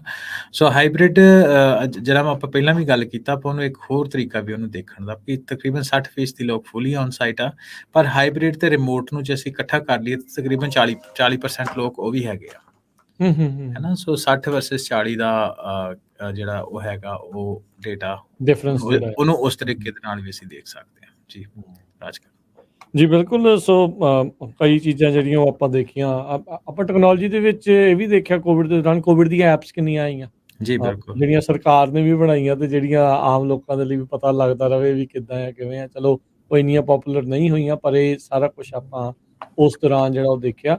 ਸੋ ਓਵਰਆਲ ਆਪਾਂ ਇਹ ਕਹਿ ਸਕਦੇ ਹਾਂ ਵੀ ਦੇਖੋ, ਟੈਕਨੋਲੋਜੀ ਜੇ ਵਧੀਆ ਢੰਗ ਨਾਲ ਵਰਤੀ ਜਾਵੇ ਤਾਂ ਔਖੇ ਘੜੀਆਂ ਦੇ ਵਿੱਚ ਬੜਾ ਵਧੀਆ ਕੰਮ ਆ ਜਾਂਦੀ ਆ। ਜੀ ਪਰ ਬਿਲਕੁਲ, ਜਦੋਂ ਔਖੀ ਘੜੀ ਨਹੀਂ ਆ, ਜਦੋਂ ਬੰਦਾ ਰਿਲੈਕਸ ਆ, ਵਿਹਲਾ ਦਿਮਾਗ ਕਈ ਵਾਰੀ ਸ਼ੈਤਾਨ ਦਾ ਘਰ, ਤੇ ਫਿਰ ਕਈ ਟੈਕਨੋਲੋਜੀ ਨੂੰ ਕਈ ਦੀ ਪੁੱਠੇ ਪਾਸੇ ਨੂੰ ਵੀ ਜਿਹੜਾ ਉਹ ਵਰਤਿਆ ਜਾ ਸਕਦਾ ਹੁੰਦਾ। ਸੋ ਪੁੱਠੇ ਪਾਸੇ ਦੀ ਵੀ ਅਸੀਂ ਇੱਕ ਹੋਰ ਵੀ ਡੇਟਾ ਪੁਆਇੰਟ ਇੱਥੇ ਲੈ ਕੇ ਸਾਹਮਣੇ ਆ ਜਾਂਦੇ ਹਾਂ, ਉਹ ਇਹ ਆ ਕਿ ਜਿਹੜਾ ਰਾਜ ਕਹਿੰਦਾ negative side the we work from home ਦੀ ਗੱਲ ਕਰਦੇ ਹਾਂ। ਸੋ ਉਹਦੇ ਵਿੱਚ ਇਹ ਹੈ ਕਿ ਜਦੋਂ ਲੋਕੀ ਘਰੋਂ ਕੰਮ ਕਰਨ ਲੱਗ ਪਏ ਨਾ, ਬਾਈ ਦਾ ਐਂਡ ਆਫ ਦ ਡੇ, ਆਪਾਂ ਪਿਛਲੇ ਟਾਕ ਸ਼ੋਜ਼ ਵੀ ਇੱਕ ਦੋ ਵਾਰੀ ਇਸ ਚੀਜ਼ ਨੂੰ ਗੱਲ ਕੀਤਾ ਕਿ we are a social animal, human is a social animal, depression, ਹੈ ਨਾ। ਤੇ ਜਦੋਂ ਉਹਦੇ ਕਰਕੇ ਘਰਾਂ ਦੇ ਵਿੱਚੋਂ ਕੰਮ ਕਰਨ ਲੱਗ ਪਏ, ਤੇ ਘਰਾਂ ਦੇ ਵਿੱਚ ਲਗਾਤਾਰ ਘਰ ਵਿੱਚ ਰਹਿਣਾ, ਹੈ ਨਾ, ਉਹਦੇ ਕਰਕੇ ਡਿਵੋਰਸ ਦੇ ਰੇਟਸ ਵਿੱਚ ਸਪਾਈਕ ਆਈ ਇਮੀਡੀਏਟਲੀ, ਲੋਕਾਂ ਨੂੰ ਮੈਂਟਲ ਹੈਲਥ ਪ੍ਰੋਬਲਮਸ ਆਈਆਂ, ਮੈਂਟਲ ਹੈਲਥ ਤੇ ਇਸ਼ੂਜ਼ ਦੇ ਕੇਸਿਸ ਬਹੁਤ ਵਧੇ, ਹੈ ਨਾ, ਕਿਉਂਕਿ ਸੋਸ਼ਲ ਇੰਟਰੈਕਸ਼ਨ ਤੁਹਾਡੀ ਘਟ ਗਈ,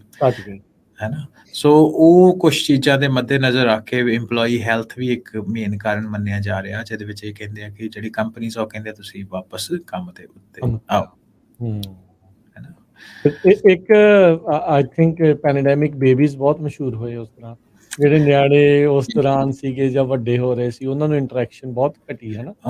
ਹਾਂਜੀ, ਹਾਂ, ਉਹ ਇਹ ਵੀ ਇੱਕ ਵੱਡਾ ਕਾਰਨ ਰਿਹਾ ਕਿ ਨਿਆਣੇ ਦੀ ਗਰੋਥ ਉੱਤੇ ਇੰਪੈਕਟ ਹੋਇਆ। ਵੇਖੋ, ਜਿੱਦਾਂ ਕੁਦਰਤੀ ਗੱਲ ਇਹ ਹੁੰਦੀ ਕਿ ਤੁਸੀਂ ਲੋਕਾਂ ਨੂੰ ਮਿਲੀਏ, ਕੋਈ ਗੱਲਬਾਤ ਕਰੀਏ, ਕੋਈ ਵਿਚਾਰਾਂ ਦੀ ਸਾਂਝ ਹੋਵੇ, ਫਿਜ਼ੀਕਲ ਹੂੰ। ਹੈ ਨਾ, ਤੁਸੀਂ ਕਿਸੇ ਨੂੰ ਮਿਲਦੇ ਹੋ, ਹੱਥ ਮਿਲਾਉਂਦੇ ਹੋ, ਜੱਫੀ ਪਾਉਂਦੇ ਹੋ, ਹੈ ਨਾ, ਉਹਨਾਂ ਚੀਜ਼ਾਂ ਦੇ ਨਾਲ ਬੰਦਾ ਤਾਂ ਬਣੀ ਇਸ ਤਰੀਕੇ ਦੇ ਨਾਲ। ਅਤੇ ਲਗਾਤਾਰ ਜਦੋਂ ਤੁਸੀਂ ਘਰ ਵਿੱਚ ਬਹਿੰਦੇ ਹੋ, ਸ਼ਾਇਦ ਉਹ ਜਿਹੜੀ ਜੀਵਨ ਜਾਂਚ ਉਹ ਤੋਂ ਥੋੜ੍ਹਾ ਦੂਰ ਹੋ ਜਾਂਦੇ। ਸੋ ਮੈਂਟਲ ਪ੍ਰੈਸ਼ਰ ਤਾਂ ਪੈਂਦਾ ਹੀ ਆ ਥੋੜ੍ਹਾ ਜੀ।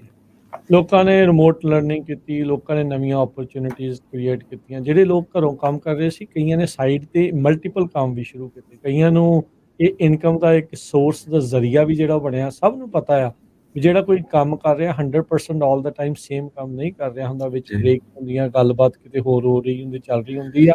ਉੱਥੇ ਉਹਨਾਂ ਲੋਕਾਂ ਨੇ ਇਸ ਜਿਹੜੇ ਟਾਈਮ ਦਾ ਵੀ ਜਿਹੜਾ ਉਹ ਇਸ ਹਿਸਾਬ ਦੇ ਨਾਲ ਵੀ ਫਾਇਦਾ ਜੀ ਬਿਲਕੁਲ। ਸੋ ਜਿਹੜੇ ਚੱਕ ਸਕਦੇ ਸੀ, ਹੈ ਨਾ, ਜਿੱਦਾਂ ਪਹਿਲਾਂ ਗੱਲ ਕੀਤੀ ਵੀ ਸਾਰੇ ਸੈਕਟਰ ਜਿਹੜੇ ਆ ਉਹ ਇਸ ਤਰ੍ਹਾਂ ਕੰਮ ਨਹੀਂ ਕਰ ਸਕਦੇ ਸੀ। ਨਹੀਂ ਕਈਆਂ ਦੇ ਕਰ ਲਈ ਫਿਜ਼ੀਕਲ ਪ੍ਰੈਜ਼ੈਂਸ ਦੀ ਲੋੜ ਹੁੰਦੀ। ਸੋ ਉਹਦੇ ਵੀ ਆਪਾਂ ਕੁਛ ਨੰਬਰਸ ਦੇਖਦੇ ਹਾਂ ਜੀ।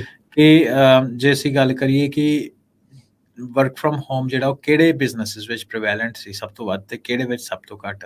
ਪਹਿਲਾਂ ਉਦੋਂ ਦੇਖ ਲੈਂਦੇ ਹਾਂ ਕਿ ਇਨਫੋਰਮੇਸ਼ਨ ਟੈਕਨੋਲੋਜੀ ਹੈ ਨਾ, IT ਸੈਕਟਰ, ਉਹਦੇ ਸਭ ਤੋਂ ਵੱਧ ਜਿਹੜੇ EMPLOYE ਆ ਉਹ ਘਰੋਂ ਕੰਮ ਕਰਨ ਦੇ ਸਮਰੱਥ ਸੀ। ਤੇ ਸਭ ਤੋਂ ਘੱਟ ਕਿਹੜੇ ਸੀ? Hospitality and food services.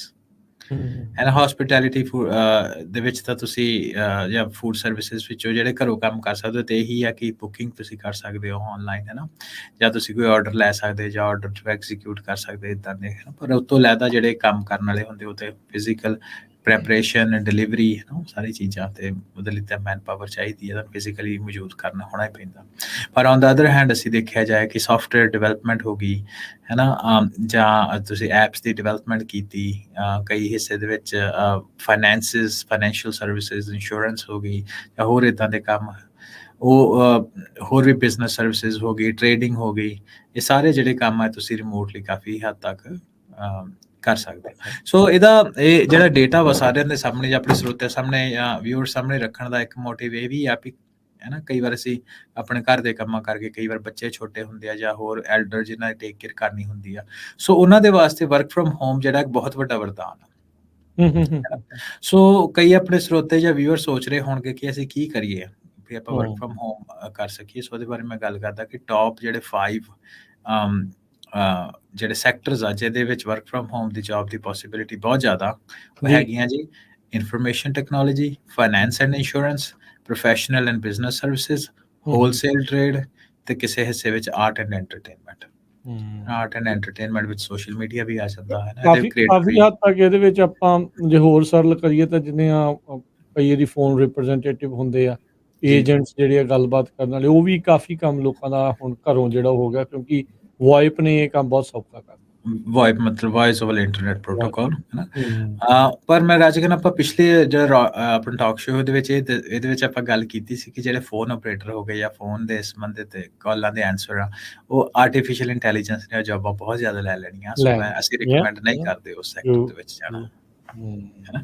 ਸੋ ਆਪਣੇ ਜਿਹੜੇ ਲੋਕ ਆ, ਹੁਣ ਅਸੀਂ ਕਾਫੀ ਹਿੱਸਾ ਜਿਹੜਾ ਪੰਜਾਬੀਆਂ ਦਾ ਜਾਂ ਸਿੱਖਾਂ ਦਾ ਅਮਰੀਕਾ ਦੀ ਅਸੀਂ ਗੱਲ ਕਰਦੇ ਹਾਂ। ਸੋ ਉਹ ਕਹਿ ਸਕਦੇ ਕੋਈ ਐਸੀਆਂ ਜੌਬਾਂ ਦੇ ਵਿੱਚ ਆ ਜਿਹਦੇ ਵਿੱਚ ਵਰਕ ਫਰੋਮ ਹੋਮ ਬਹੁਤਾ ਪੋਸੀਬਲ ਨਹੀਂ ਆ। ਉਹ ਜਿਹੜੀ ਲੋਐਸਟ 5 ਸੈਕਟਰ ਜਿਹਨਾਂ ਵਿੱਚ ਤੁਸੀਂ ਘਰੋਂ ਘੱਟੋ ਘੱਟ ਕੰਮ ਕਰ ਸਕਦੇ ਹੋ, ਉਹ ਹੈਗੀਆਂ hospitality and food services, transportation and warehousing, ਹੈ ਨਾ, ਡਰਾਈਵਿੰਗ ਹੋ ਗਿਆ, ਟਰੱਕਿੰਗ ਹੋ ਗਿਆ, ਟੈਕਸੀ ਹੋ ਗਿਆ, ਰੀਟੇਲ ਟ੍ਰੇਡ ਜਿੱਦਾਂ 7-11 ਸਟੋਰਾਂ ਵਾਲੇ ਹੋ ਗਏ, ਹੈ ਨਾ, ਆਪਣੇ ਬੰਦੇ, ਜਾਂ ਅਦਰ ਪਰਸਨਲ ਸਰਵਿਸਿਜ਼ ਕਹਿ ਸਕਦੇ ਆ।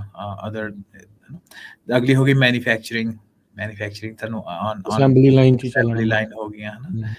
ਤੇ ਇਹ ਜਿਹੜੀਆਂ 5 ਹੋ ਗਈਆਂ, ਤੇ ਕੁਛ ਹਿੱਸੇ ਵਿੱਚ ਐਜੂਕੇਸ਼ਨ ਐਂਡ ਕੰਸਟਰਕਸ਼ਨ ਵੀ, ਇਹਦਾ ਤੁਸੀਂ ਘਰੋਂ ਨਹੀਂ ਕਰ ਸਕਦੇ ਕੰਮ, ਬਹੁਤ ਘੱਟ ਦੇ ਐਸਪੈਕਟ। ਇਸ ਦੌਰਾਨ ਟੈਕਨੋਲੋਜੀ ਦੇ ਸਹਾਰੇ ਦੇ ਨਾਲ ਬਹੁਤ ਸਾਰੇ ਲਾਈਫ ਕੋਚ ਜਿਹੜੇ ਉਹ ਬਣੇ, ਬਹੁਤ ਸਾਰੇ ਜਿਹੜੇ ਫਿਟਨੈਸ ਕੋਚ ਜਿਹੜੇ ਉਹ ਸਾਹਮਣੇ ਆਏ, ਲੋਕਾਂ ਨੇ ਮੀਲ ਪਲਾਨ, ਨਿਊਟ੍ਰੀਸ਼ਨਿਸਟ, ਤੇ ਹੋਰ ਪਤਾ ਨਹੀਂ ਕਈ ਨਵੀਆਂ ਓਪਰਚੁਨਿਟੀਜ਼ ਜਿਹੜੀਆਂ ਉਹ ਕ੍ਰੀਏਟ ਹੋਈਆਂ। ਲੋਕਾਂ ਨੇ ਜ਼ੂਮ 'ਤੇ ਬੜਾ ਕੁਝ ਜਿਹੜਾ ਉਹ ਕਰਾਇਆ, ਬਹੁਤ ਕੁਝ ਜਿਹੜਾ ਹੋਇਆ।